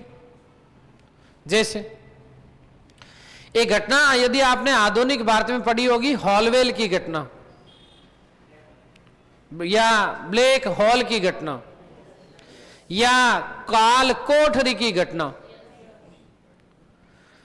तो 21 जून का वो दिन, 21 जून 1756, इस सिराजुद्दौला ने क्या किया? 147 अंग्रेजों को एक छोटे से कमरे में बंद कर दिया। 21 जून का दिन बड़ा दिन होता है, भीषण गर्मी थी। ये पापड़ खाए हुए अंग्रेज उस कमरे में मारे गए। 123 लोग मर गए, 23 बचे। 146 में से 123 मर गए, कितने बचे? उसमें बचा एक व्यक्ति जिसा हॉलवेल के नाम से जाना जाता है। उसने एक पुस्तक लिखी, how wonder I alive. How wonder I alive, कि मैं खुद आश्चर्यचकित था कि मैं जिंदा कैसे बचा। और यही कारण था कि साहब रॉबर्ट क्लाइव को क्या मिल गया है? मौका। क्या मिल गया? मौका मिला। इस मौके को भुनाया उन्होंने। एक युद्ध हो रहा है बेटा, जिसे आप भारतीय इतिहास में प्लासी के युद्ध के नाम से जानते हैं। कौन सा युद्ध बताओ? प्लासी का युद्ध हो रहा है। कब हुआ? 1757 में। कब हुआ? इस 1757 के युद्ध में, प्लासी के युद्ध में, सिराजुद्दौला का मुख्य सेनापति मीर जाफर, जो कि क्लाइव के हाथों का कठपुतली है, उसने धोखा किया। सिराजुद्दौला की हत्या हुई और प्लासी का युद्ध जीत गए कौन? अंग्रेज। इतिहासकार पन्नीकर ने एक बात लिखी कि प्लासी का युद्ध एक महान सौदा था, जिसमें बंगाल के धन लोलुपी लोगों ने बंगाल के नवाब को अंग्रेजों के हाथों बेच दिया। तो सिराजुद्दौला की हो गई मृत्यु और जाफर को, किसको बेटा? जाफर को ध्यान रखना, बंगाल का क्या बना दिया गया? नवाब। और जाफर केवल उतना ही करता है जितना रॉबर्ट क्लाइव कहता है। रॉबर्ट क्लाइव कौन है? बंगाल का प्रथम गवर्नर है। बंगाल का क्या है बेटा? इसलिए ध्यान रखना, Jafar is called the jackal of Clive. इस जाफर को, किसको? जाफर को रॉबर्ट क्लाइव का गीदड़ कहा जाता है। क्या कहा जाता है?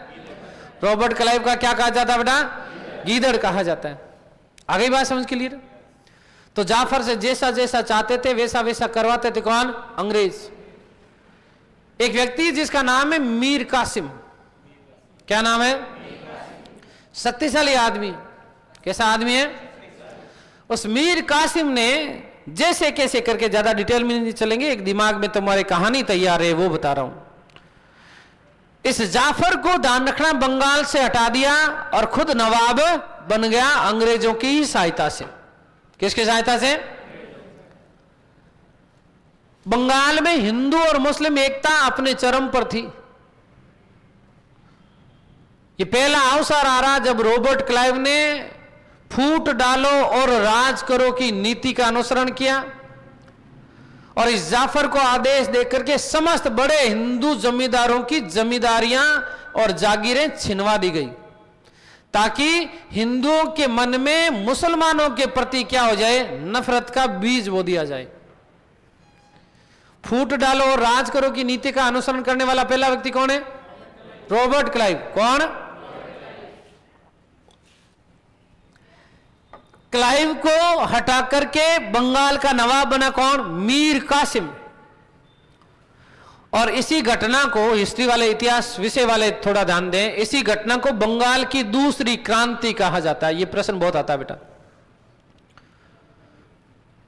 अब मीर कासिम जो शक्तिशाली व्यक्ति है, अपने हिसाब से कार्य करना चाहता है, उसने अपनी राजधानी मुर्शिदाबाद को बनाया और अपने सैनिकों को यूरोपीय ढंग से प्रशिक्षित करना क्या कर दिया? प्रारंभ कर दिया। अंग्रेजों को लग गया ये आदमी दुख देगा, क्या करेगा, इसलिए ध्यान रखना मीर कासिम के ऊपर क्या कर दिया गया? आक्रमण। मीर कासिम मुर्शिदाबाद जो कि उसकी राजधानी थी उसको छोड़ करके अवध का नवाब था जिसका नाम था सुजाउदौला। क्या नाम था? सुजाउदौला के पास चला गया। किसके पास चला गया? सुजाउदौला के पास में एक व्यक्ति बैठा है कि दिल का आलम क्या बताऊं तुम्हें, सा आलम द्वितीय। कौन बेटा बताओ? कौन व्यक्ति है बताओ? सा आलम द्वितीय। ये है मुगल बादशाह। कौन है बताओ? आपसे पूछे कि भारत में अंग्रेजों के शासन की सत्ता की स्थापना के समय या प्लासी और बक्सर के युद्ध के समय मुगल बादशाह कौन था? शाह आलम द्वितीय। कौन सा बताओ? अच्छा जी, अवध का नवाब था जिसका नाम था सुजाउदौला। क्या नाम था बताओ? क्या नाम था बताओ? सुजाउदौला।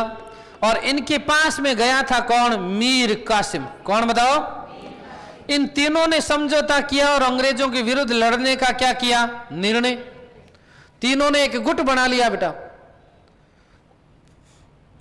टोपी समझ जा, है ना। जब मैं उसको वहां से उठा के यहां पर बिठा सकता हूं तो तेरे साथ तो क्या करूंगा मुझे नहीं पता। शाह आलम द्वितीय, सुजाउदौला और बेटा मीर कासिम। क्या चीज है? ये एक त्रिगुट बना। क्या बन गया बताओ? त्रिगुट बन गया। इस समय बंगाल का गवर्नर है जिसका नाम है वेंसी टार्ट। क्या नाम है? देखो बेटा, प्लासी के युद्ध के समय बंगाल का गवर्नर, अब ये एक व्यक्ति है जिसका नाम है वेंसी टार्ट। क्या नाम बताओ? वेंसी टार्ट। व्यक्ति का नाम क्या बताओ? एक त्रिगुट बना है जिसमें कौन कौन है? मुगल बादशाह शाह आलम द्वितीय, अवध का नवाब सुजाउदौला और बंगाल का नवाब नहीं है, बंगाल का मीर कासिम। नवाब क्यों नहीं है? क्योंकि वापस बन गया मीर जाफर। आई कहानी। जब ये अंग्रेजों का विरोध करने लगा, और विरोध में भी क्या, एक मूल जड़ और सिखाता हूं, बताता हूं। फर्रुखसियर ने बंगाल में अंग्रेजों को मुफ्त व्यापार करने का फरमान जारी किया। अंग्रेज उस फरमान का दुरुपयोग करते थे और बंगाल के लोगों का माल भी अपने माल के साथ निकाल देते थे और उसके बदले बंगाल वालों से कुछ कम पैसे ले लेते थे। भ्रष्टाचार हमारे खुद के अंदर होता है, अधिकारी में नहीं। समझे बात को? अब मान लो कि बंगाल वाले से 10 रुपए चुंगी ली जाती थी। अंग्रेजों ने क्या किया कि मुझे 5 ही देना, मेरा वाला माल तो फ्री है, मेरे वाले के साथ निकाल दूंगा। तो निकालने लगे कि हम 5 रुपए हमारे बचा लेंगे। समझ में आई बात? क्योंकि अंग्रेजों को तो मुफ्त में व्यापार का फरमान प्राप्त था। तो उस ध्यान रखिएगा, उसका दुरुपयोग करने लगे कौन? अंग्रेज। तो मीर कासिम ने क्या किया? बंगाल के समस्त लोगों के लिए कर मुक्त व्यापार का आदेश जारी कर दिया कि अब बंगाल में किसी से भी कोई भी किसी भी प्रकार का टैक्स नहीं लिया जाएगा। तो अंग्रेजों की जो अंदर वाली जो आमदनी थी, अंदर वाली, समझ रहे हो, वो क्या हो गई? बंद। वो बंद हो गई तो अंग्रेज क्या हो गए? नाराज हुए। इसको कासिम को वापस हटा दिया। समझे बात को? तो कासिम भाग करके पहुंचा किसके पास में? वहीं पर बैठा कौन? 3 लोग मिल गए। इस समय बंगाल का गवर्नर कौन है? तो तीनों ने सोचा कि क्यों ना इसके विरुद्ध लड़ करके हम इसको यहां से भगा दें। एक युद्ध लड़ा गया 1764 में बेटा, जिसे कहा जाता है बक्सर का युद्ध। 22 अक्टूबर 1764, 22 अक्टूबर 1764 को एक युद्ध लड़ा गया। कौन सा? बक्सर का। और दुर्भाग्य देखिए कि इस युद्ध में इन तीनों की संयुक्त सेना अंग्रेजों से पराजित हो गई।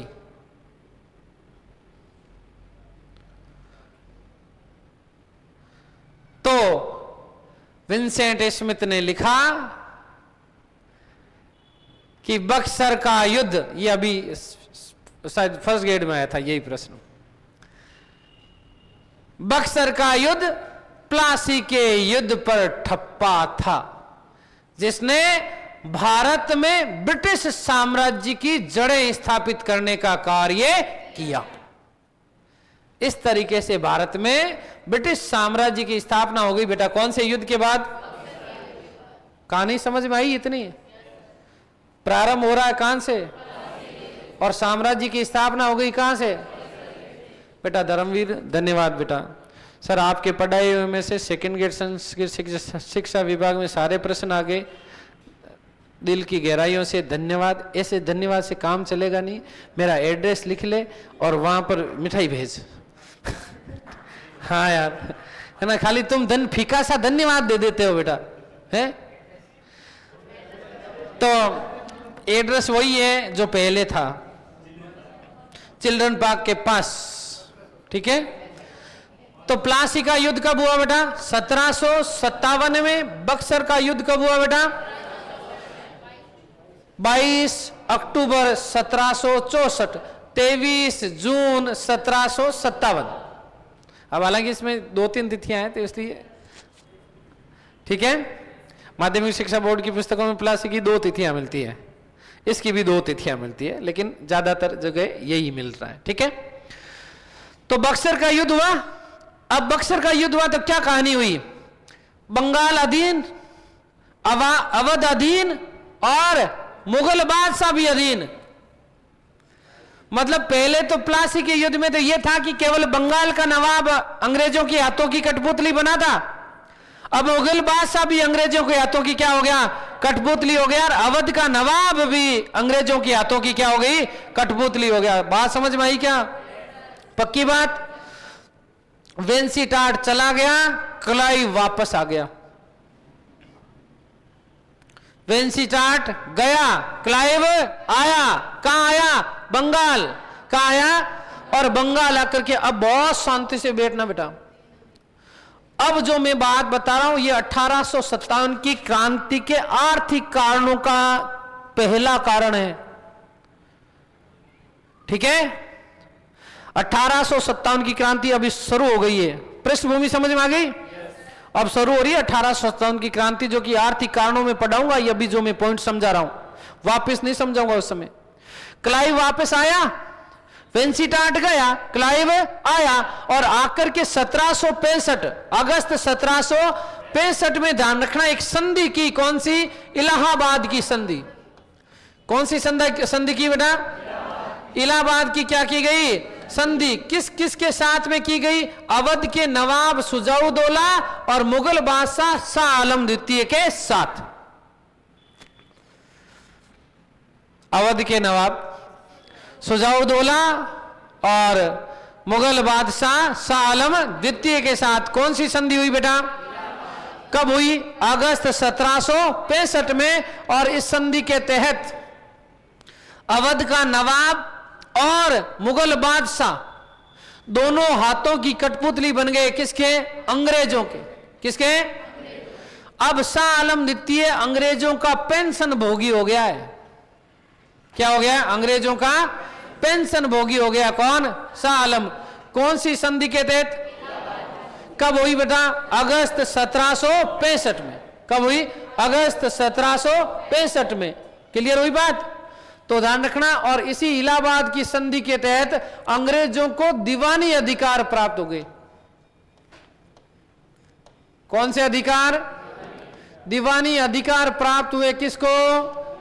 अंग्रेजों को। कौन सी संधि के तहत? और अंग्रेजों ने इसी इलाहाबाद की संधि के चलते बंगाल में, कहां बेटा? बंगाल में द्वैध शासन लागू किया। कैसा शासन? आप लोगों ने पॉलिटिकल साइंस में द्वैध शासन पढ़ा होगा। बंगाल में द्वैध शासन प्रारंभ हुआ। कौन सी संधि के तहत? और दीवानी अधिकार प्राप्त हुए। कौन सी संधि के तहत? दीवानी अधिकार का मतलब क्या है बेटा जी? सुनिएगा। राजस्व वसूलने से संबंधित सारे अधिकार मिल गए। क्या चीज बेटा जी? कि राजस्व वसूलने से संबंधित सारे अधिकार प्राप्त हो गए। कौन सी संधि के तहत? 1767 से लेकर के 1770 के मध्य, 1767 से लेकर के 1770 के मध्य बंगाल में भयानक अकाल पड़ा। लोगों के खाने के लाले पड़ गए। उस दौरान भी इस दुष्ट क्लाइव ने बंगाल की जनता से 5 करोड़ का राजस्व वसूला। कितने का? कितने का? 3 साल 5 करोड़ का राजस्व। कितना? और कहते हैं कि लाखों की संख्या में लोग भूख के मारे मर गए। सोचिए हम कितने डफोड़ लोग हैं। मारवाड़ी में एक कहावत है कि छाछ लेने आई और बिलावने की धिरानी बन गई। जो लोग यहाँ व्यापार करने के लिए आए थे वो हमारे क्या बने बैठे हैं? मालिक बन गए। इसलिए बेटा जीवन में हमेशा ध्यान रखिएगा, जरूरत से ज्यादा किसी पर विश्वास करना आपके विनाश का कारण होता है। चाहे वो आपका इस संसार में कोई भी क्यों ना हो। फिर सुन लीजिएगा, जरूरत से ज्यादा किसी पर विश्वास करना आपके विनाश का कारण बनता है। इसलिए जो भी जीवन में जितने भी रिश्ते हैं उनमें भी संतुलन होना अनिवार्य है। इतना ज्यादा भी किसी को सिर मत बिठाइए कि वो आपका बाप बन जाए। ठीक है? उसको समय समय पर खींच करके पटेड़ा मार दीजिए, चाहे वो कोई भी नहीं हो। सीधी सी बात है, ताकि एक संतुलन बना रहेगा कि इस आदमी का कब माथा सटक जाएगा हमको भी पता नहीं है। नहीं तो दुनिया आपके क्या ले लेगी? मजे ले लेगी। समझे बात को? ये अंग्रेजों ने मजे ले लिए। किसके? भारतीयों के। किसके बेटा? तो 5 करोड़ का राजस्व वसूला गया और क्लाइव ने कहा बंगाल में जिस प्रकार की भ्रष्टाचार और अराजकता का नंगा नाच हो रहा था, वैसा भ्रष्टाचार और अराजकता का नंगा नाच ना तो मैंने जीवन में कभी देखा ना कहीं सुना। इस प्रकार की स्थितियां, दयनीय स्थितियां पैदा कर दी गई। कहां पर? बंगाल में। और अब कहानी क्या है? कहानी यह है कि वो जो व्यापारी आए, वो ब्रिटिश संसद से भी ज्यादा शक्तिशाली होने लगे हैं। कारण कहां से आ रहा है? भारत से। कहां से आ रहा है? कि रुपया थारी तीखी धार मरगा मुंशी क्या कर रहा है? खड़प। हाँ, मुर्गा बन, मुर्गा बन।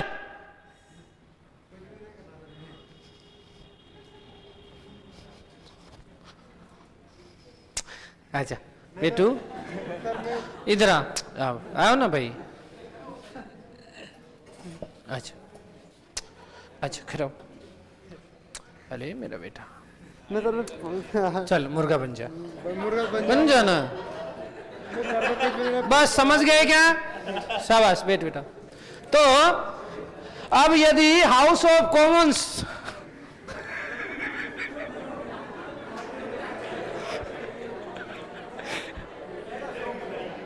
समझे बात को, अब हाउस ऑफ कॉमन्स उन व्यापारियों के ऊपर यदि अचानक नियंत्रण लगा दे तो लगेगा क्या?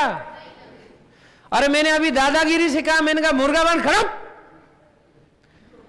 ये घबरा तो गया लेकिन मुर्गा बना क्या?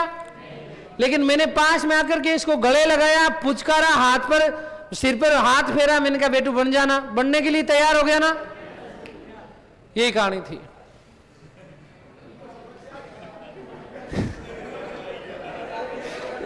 इसके गले में आ गई। इसने सोचा यार मैं तो बहुत ध्यान से सुन रहा था, समझ रहा था, ये क्या हुआ, इसमें कौन सा भौमी आया है। तो यही कहानी हुई। हाउस ऑफ कॉमन्स ने कहा कि यदि एकदम से इनके ऊपर नियंत्रण कर लिया, सुनिएगा ये कोई नहीं समझाएगा आपको। हाउस ऑफ कॉमन्स ने कहा कि यदि अचानक से हमने नियंत्रण किया तो विद्रोह होगा, इसलिए पहले पंपोड़िए, पहले पुचकारिए और फिर काम कराइए, हो जाएगा। तो 1772 अक्टूबर 1772 में हाउस ऑफ कॉमन्स में एक बात कही गई कि इन भारत में जो ब्रिटिश लोग हैं उन पर नियंत्रण लगाने के लिए हम एक अधिनियम लेके आएंगे, नियामक अधिनियम। सुनिएगा, क्या चीज बेटा? कौन सा अधिनियम? नियामक अधिनियम। और इस अधिनियम को 1773 में भारत में लागू किया, जिसे आप लोगों ने रेगुलेटिंग एक्ट के नाम से पढ़ा होगा। कहानी समझ में आई क्या? रेगुलेटिंग एक्ट भारत में कंपनी के ऊपर नियंत्रण स्थापित करने का पहला प्रयास था। कौन सा? मैंने वही वाली बात है ना, यदि अचानक से किसी के ऊपर शिकंजा कसोगे तो विद्रोह होगा, लेकिन वही काम यदि मैं पपोल के करवाऊं तो ये पपोलने का पहला काम किया गया। समझे बात को? 1773 का रेगुलेटिंग एक्ट आया। अब कुछ चीजें लागू की, फिर इसमें संशोधन करने के नाम से 1781 का एक्ट ऑफ सेटलमेंट आया। पढ़ा है आप लोगों ने? कौन सा एक्ट आया बेटा? 1781 में एक एक्ट आया जिसे एक्ट ऑफ सेटलमेंट कहा गया। 1784 में एक एक्ट आया जिसे पिट्स इंडिया एक्ट कहा गया। ये तीनों आपस में जुड़े हुए हैं। कैसे? यहां पर बोर्ड ऑफ कंट्रोल, यहां पर बोर्ड ऑफ डायरेक्टर एंड यहां पर रेवेन्यू की बात की जा रही है। भारत में राजस्व विभाग की स्थापना 1784। ये क्लास बहुत महत्वपूर्ण है, मजे वाली बात नहीं है, इसमें मजे आगे मैं करवा दूंगा, लेकिन ये यहां से आपकी पृष्ठभूमि तैयार हो रही बेटा। 1784 का पिट्स इंडिया एक्ट, जहां पर भारत में राजस्व विभाग की स्थापना की बात कही गई। दीवानी अधिकार प्राप्त हुए कब? फिर एक एक्ट लेके आए, कौन सा? जहां पर ध्यान रखना, कलकत्ता में एक न्यायालय की स्थापना की गई। बंगाल को संपूर्ण बंगाल घोषित कर दिया गया। और संपूर्ण बंगाल का मतलब बेटा जी, अभी मैंने थोड़ी देर पहले आप लोगों को बताया था, संपूर्ण बंगाल कहां गया? वो जो मैंने नीचे वाला ये भाग बताया था, बंगाल, मद्रास और बंबई, ये संपूर्ण क्षेत्र क्या कहलाया? संयुक्त बंगाल। ये संयुक्त बंगाल कब आया? 1773 में। और यहां वाला जो गवर्नर है वो इन तीनों का गवर्नर बन गया। इसीलिए उसको कहा गया गवर्नर जनरल। क्या कहा गया? जब बंगाल का अकेला था क्या कहलाया? गवर्नर। जब तीनों क्षेत्रों को मिलाया कौन से एक्ट के द्वारा? 1773 के द्वारा क्या कहलाने लगा? Governor general. और इस प्रकार से पहला गवर्नर जनरल वारेन हेस्टिंग्स था। कौन था? वारेन हेस्टिंग्स था। कौन से एक्ट के तहत बना?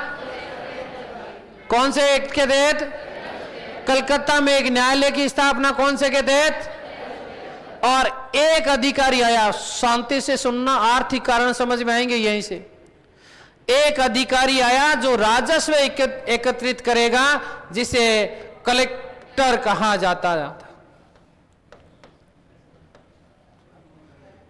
क्या कहा जाएगा? क्या कहा जाएगा? कलेक्टर कहा जाएगा। कलेक्टर का मतलब इकट्ठा करना, कलेक्ट। समझ रहे हो बातों? कलेक्ट का मतलब क्या बेटा? इकट्ठा करना। क्या करना? क्या इकट्ठा करेगा? राजस्व। क्या इकट्ठा करेगा? और पहला कलेक्टर था जिसका नाम था जॉन कैंपबेल। ध्यान रखिएगा, शांति से सुनिएगा, इसमें किसी भी प्रकार का प्रशासनिक अधिकार नहीं है। इसको प्रशासन से संबंधित कोई भी अधिकार, केवल और केवल क्या? राजस्व। क्या चीज है? कलेक्ट करेगा। क्या कहलाएगा? कलेक्टर। क्या कहलाएगा? कलेक्टर कहलाएगा। यहां पर व्यक्ति था जिसका नाम मैंने अभी अभी बताया। मैंने कहा बेटा जी कौन है? 1773 में संपूर्ण बंगाल का जी बोले तो गवर्नर जनरल। कौन बताओ? और गवर्नर जनरल का नाम क्या बेटा? Warren Hastings. कौन है बताओ? Warren Hastings. क्या नाम बताओ? वारेन हेस्टिंग्स था। क्या था बताओ? इस वारेन हेस्टिंग्स ने 1772 में, कब बताओ? 1772 में एक बंदोबस्त लागू किया। कौन सा? पंचवर्षीय बंदोबस्त। पिछली बार के 3rd ग्रेड का प्रश्न है। आया था क्या? पंचवर्षीय बंदोबस्त किसने लागू किया? कब किया? क्या था ये पंचवर्षीय बंदोबस्त जो 1772 में लागू कर रहा है? वो 5 वर्ष के लिए। कितने वर्ष के लिए? कितने वर्ष के लिए? 5 वर्ष के लिए सर्वाधिक बोली लगाने वाले व्यक्ति को, इस घड़ी को बाद में ठीक कर लेना, इतना जरूरी थोड़ी है। 5 वर्ष के लिए, कितने वर्ष के लिए? 5 वर्ष के लिए सर्वाधिक बोली लगाने वाले व्यक्ति को राजस्व वसूलने का क्या दे दिया गया? अधिकार। इसी व्यवस्था को क्या कहा गया? इसी को कहा जाता है इजरेदारी व्यवस्था। सुना आज तक ये शब्द? समझ में आया क्या था इजरेदारी? अब आया समझ में? कब लागू हो रही है? 1772 में। क्या व्यवस्था है कि सर्वाधिक बोली लगाने वाले अधिकार व्यक्ति को 5 वर्ष के लिए, कितने वर्ष के लिए क्या वसूलने का अधिकार दे दिया जाएगा? राजस्व। इसी बंदोबस्त को पंचवर्षीय बंदोबस्त और इसी व्यवस्था को इजरेदारी व्यवस्था कहा गया। क्या कहा गया बताओ? इतनी बात समझ में आई? फिर मैंने आपको कहा, मैंने कहा 1784 में ध्यान रखना, राजस्व विभाग स्थापित करने की बात की जा रही है। क्या कौन सा विभाग बेटा? राजस्व विभाग स्थापित करने की क्या की जा रही है बात? कौन से एक्ट के द्वारा? Pitt's India act. पूछा जाता है 1784 का एक्ट किस नाम से जाना जाता था? बहुत कान खोल के सुन लेना, समझ लेना। रीट भर्ती परीक्षा में आपका एक प्रश्न है, टॉपिक है अंग्रेजों की भारत में आर्थिक नीतियां। ये वही टॉपिक है ना? अभी रीट का एग्जाम दोगे ना? मैं इसीलिए थोड़ा सा आज कठोर भी हूं ताकि ये समझ जाओ बेटा, एक प्रश्न आएगा यहां से, पूरा एक आएगा, हो सकता 2 भी आ जाए, लेकिन एक तो कन्फर्म है। या तो पंचवर्षीय बंदोबस्त पूछेगा, या इजरेदारी पूछेगा, ये स्थायी पूछेगा, या महालवाड़ी पूछेगा, या रैयतवाड़ी पूछेगा। एक 100% आएगा प्रश्न। ठीक है, इसलिए बहुत शांति से सुनना, कॉन्सेप्ट रखना याद दिमाग में। 1784 पिट्स इंडिया एक्ट, कौन सा? पिट्स इंडिया एक्ट, जहां राजस्व विभाग स्थापित करने की क्या की गई? बात कही गई। एक्ट आया 1793 का, चार्टर एक्ट है ये सब। क्या है ये? चार्टर का मतलब पूछा था अभी किसी परीक्षा में, शायद असिस्टेंट प्रोफेसर में था या स्कूल लेक्चरर वाले में था, कि चार्टर का शाब्दिक अर्थ क्या है? राजलेख। क्या होता है बेटा? चार्टर का शाब्दिक अर्थ क्या है? तो 1793 के एक्ट में, 1793 के चार्टर एक्ट में स्थायी बंदोबस्त लागू कर दिया गया। कौन सा बंदोबस्त? खाली दिमाग में इतना ध्यान रखना कि स्थायी बंदोबस्त लागू कर दिया। क्या था, कैसे था, आगे बताऊंगा मैं 1857 की आर्थिक कारणों में। कहां बताऊंगा बेटा? 1857 के आर्थिक कारणों में। तो पहला काम तो यह किया, स्थायी बंदोबस्त कितने वर्ष के लिए? 20 वर्ष के लिए। कितने वर्ष के लिए? इससे पहले कौन सी व्यवस्था थी? 5 वर्षीय। क्या थी बताओ? 5 वर्षीय बंदोबस्त था। कौन सा? अब ध्यान रखना, 5 को बढ़ा करके 20 कर दिया। हालांकि इससे पूर्व कुछ समय के लिए 10 वर्षीय बंदोबस्त लेके आए थे लॉर्ड कॉर्नवालिस। कौन लेके आए थे? लेकिन अब उसको 20 वर्ष के लिए कर दिया। कितने वर्ष के लिए? इसी बंदोबस्त को स्थायी बंदोबस्त कहा गया। क्या कहा गया? और यहां पर स्थायी बंदोबस्त का भारत में उद्देश्य क्या है? बहुत शांति से सुनिएगा। इस संसार में तुम दुख क्यों पा रहे हो? पैसे के लिए। तुम्हारे जीवन का अंतिम लक्ष्य क्या है? पैसा। यस और नो? और वो पैसा ही तुम्हें मोक्ष की प्राप्ति कराएगा। कराएगा कि नहीं कराएगा? तो पैसा फेंको, तमाशा देखो। ये अंग्रेजों की नीति थी कि भारत में एक ऐसा स्वामी भक्त वर्ग तैयार किया जाए जो आगे आने वाले समय में सबसे आगे खड़ा मिले गोली खाने के लिए। और वो कब खाएगा? जब उनको पैसा मिलेगा। और पैसा मिलेगा एक व्यवस्था, जमींदारी व्यवस्था। स्थायी बंदोबस्त में, कौन से बंदोबस्त में? 20 वर्ष के लिए एक अधिकार दे दिया जमींदार को। किसको? तो जमींदार खाएगा कि नहीं खाएगा? तो अपने हितों की सुरक्षा करने के लिए कुछ भी कर लेगा ना, पैसा बचाने के लिए। ये कहानी थी। स्थायी बंदोबस्त के पीछे मूल उद्देश्य क्या है? भारत में एक स्वामी भक्त वर्ग को तैयार करना। समझ में आई बात बेटा? तो ध्यान रखना, इसी 1793 में एक बात कही कि अब से प्रति 20 वर्ष बाद, अब से प्रति एक राजलेख जारी किया जाएगा। लेकिन यह 1773 से मान्य होगा। समझे बात को?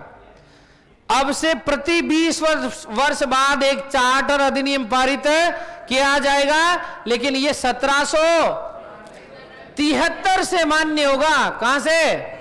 तो 1773 में 20 जोड़ेंगे, कितना आया? 1793 में 20 जोड़ेंगे 1800, 1813 में 20 जोड़ेंगे 1800, और 1833 में 20 जोड़ेंगे। ये आता है प्रश्न कि ब्रिटिश सरकार द्वारा अंतिम चार्टर अधिनियम कौन सा पारित किया गया? हजारों बार आ चुका ये प्रश्न। अब चार्टर कैसे हुए पता चला? कुछ दिमाग में बैठा भोगने में। ठीक है, ये कहानी कब से प्रारंभ हुई? लेकिन मानेंगे कहां से? प्रति 20 वर्ष बाद एक राजलेख अधिनियम। क्या बेटा? राजलेख अधिनियम जारी किया जाएगा। ठीक है, तो ध्यान रखना, 1773, 1793, 1813, 1833, 1853 अंतिम है। क्या है? पूछा जाता है कि निम्न में से कौन सा चार्टर अधिनियम नहीं है? तो पहला 1773, दूसरा 1793, तीसरा 1813, चौथा 1800, पांचवा अंतिम कौन सा था? क्लियर हो गई बात? कौन सा नहीं है? 81 और 84। कौन सा नहीं है? 81 और 84। कॉन्सेप्ट क्लियर हुआ? तो अब धीरे धीरे कंपनी के ऊपर क्या बांध रहे हैं बेटा? नियंत्रण कर रहे हैं। क्या कर रहे हैं बताओ? मैंने कहा ना, अचानक से किसी के ऊपर नियंत्रण किया नहीं जा सकता, क्योंकि विद्रोह हो जाएगा भाई। क्यों बोलूराम, तू तो भूलेगा थोड़ी अभी इसको, तो विद्रोह हो जाएगा ना। धीरे धीरे रे मना धीरे सब कुछ माली सींचे सोगड़ा। तो ध्यान रखना बेटा, धीरे धीरे काम होता है। क्या होता है? हौले हौले। आई बात समझ में? तो ध्यान रखना, 1813 में क्या किया? नियंत्रण बढ़ाया। चाय और चीन को छोड़ करके, चाय और चीन के साथ व्यापार छोड़ करके बाकी सारे अधिकार छीन लिए। किससे? ब्रिटिश ईस्ट इंडिया कंपनी से। कि एक तो आप चाय का व्यापार कर सकते हो और दूसरा चीन के साथ व्यापार कर सकते हो। इसके अलावा बाकी का व्यापार के ऊपर सीधा सीधा अधिकार होगा किसका? ब्रिटिश संसद का। किसका बेटा? और 1813 के चार्टर में सुनिएगा, ये अब धार्मिक कारणों में आएगा। एक 1813 के चार्टर में पहली बार एक तो भारतीय लोगों के लिए शिक्षा पर 1 लाख रुपए के व्यय का प्रावधान रखा गया। और 1813 के चार्टर में भारत में पहली बार ईसाई मिशनरियों को ईसाई धर्म के प्रचार प्रसार करने की छूट दे दी गई। 1827 आते आते भारत में जबरन ईसाई बनाए जाने लगे। हाथ नीचे कर। हां, 1850 धार्मिक निर्योग्यता अधिनियम पारित हुआ डलहौजी के समय। कब? 1850 में धार्मिक निर्योग्यता अधिनियम। यह आता है प्रश्न, धार्मिक निर्योग्यता अधिनियम किसके समय पारित हुआ? और क्या घोषणा कर दी गई? यदि कोई भारतीय ईसाई धर्म को अपनाता है तो उसे उसकी पैतृक संपत्तियों से वंचित नहीं किया जा सकेगा। तो भारतीयों को लगा, कांटा लगा हाय लगा आहा, नहीं? तो भारतीय लोगों को लगा कि ये जबरन हमें क्या बनाया जा रहा है? ईसाई। तो ध्यान रखना, अंदर विद्रोह जगा। क्या जगा? कि हमारा धर्म परिवर्तित किया जा रहा है। अंदर क्या जगेगा? तो ध्यान रखना, 1850 का धार्मिक निर्योग्यता अधिनियम धार्मिक कारणों में से एक कारण। उसके पीछे के कारण 1813 का चार्टर अधिनियम था। आगे बात समझ के लिए रे, आरडी मेगलस ने हाउस ऑफ कॉमन्स में खड़े होकर के कहा, हमें ईश्वर का आभार व्यक्त करना चाहिए, भारत जैसा राष्ट्र हमें शासन के लिए प्राप्त हुआ है, जिसके एक छोर से दूसरे छोर तक हम ईसाई धर्म की पताका लहरा देंगे। आरडी मेगलस ने, किसने बेटा? आरडी मेगलस ने हाउस ऑफ कॉमन्स, ब्रिटेन की निम्न संसद, पता है ना आप लोगों, हाउस ऑफ कॉमन्स में खड़े होकर के कहा कि हमें ईश्वर का धन्यवाद ज्ञापित करना चाहिए कि भारत जैसा क्षेत्र, भारत जैसा राष्ट्र, भारत जैसा देश हमें शासन करने के लिए प्राप्त हुआ है, जिसके एक छोर से दूसरे छोर तक हम ईसाई धर्म की पताका लहरा देंगे। तो भारतीय लोगों को जबरन ईसाई बनाया जाने लगा था। उस वर्ग को टारगेट किया गया जो किसी ना किसी रूप से कमजोर हो, चाहे वो आर्थिक रूप से कमजोर हो, चाहे वो सामाजिक रूप से कमजोर हो, चाहे किसी और रूप से कमजोर हो। उन लोगों को जबरन भारत में क्या बनाया जा रहा है? ईसाई। तो लोगों के मन में विद्रोह फूट रहा है। क्रांति के पीछे कभी कोई एक कारण नहीं होता, वहां पर बहुत सारी श्रृंखलाएं होती है, एक एक कड़ियां जुड़ती है, एक एक कड़ियां जुड़ती है। आई बात समझ के लिए रे? तो ये कहानी हुई 1852 में डलहौजी के समय बंबई में इनाम कमीशन की स्थापना की गई। किसकी? और इसके द्वारा भारत के कई जमींदारों की जागीरें छीन ली गई। क्या कर ली गई? तो जागीर वर्ग, कौन सा? जागीरदारी वर्ग। कौन सा वर्ग बेटा? जागीरदारी वर्ग भी अंग्रेजों के विरोध में आ गया है। किसके विरोध में आ गया है? दिसंबर 1856 में एक घोषणा की गई कि परंपरागत ब्राउन बेस नामक राइफल के स्थान पर एनफील्ड नामक राइफल लागू की जाएगी। उस राइफल के लिए जो कारतूस तैयार होते थे वो लंदन का वुलविच आर्सेनल कारखाना था, और भारत में वो राइफलें तैयार होती थी अंबाला, शालकोट और दमदम में। कहां? अंबाला, शालकोट और दमदम में। वो कारतूस वहां से आए, उन कारतूसों का प्रयोग करने के लिए भारतीय लोगों को दे दिया गया। जनवरी 1857 एनफील्ड राइफल भारतीय सेना में लागू कर दी गई। बंगाल का दमदम और यहां पर एक हिंदू ब्राह्मण सैनिक, उस समय के जो हिंदू ब्राह्मण सैनिक या हिंदू जो सैनिक होते थे वो अपनी एक गड्डी रखते थे। क्या रखते थे? गड्डी मतलब हो मैं निकला रास्ते में, सड़क पर एक मोड़ आया, मैं उते दिल छोड़ आया। वो वाली गड्डी नहीं, लोटा। क्या रखते थे? लोटा रखते थे। क्या रखते थे? और उस लोटे से पानी पीते थे। उस लोटे को किसी और को छूने, नो टचिंग लोटा। कौन सा? तो भारतीय ब्राह्मण सैनिक है जिसका एक लोटा है जल से भरा हुआ, उधर से सफाई करने वाला शूद्र व्यक्ति आया, लोटे को उठाया, पानी पिया और उसने कहा, दुष्ट, मेरे लोटे को छू लिया तूने अछूत, मुझे तूने कलंकित कर दिया, शापित कर दिया, अभिशापित कर दिया, गंगा जल मंगवाओ।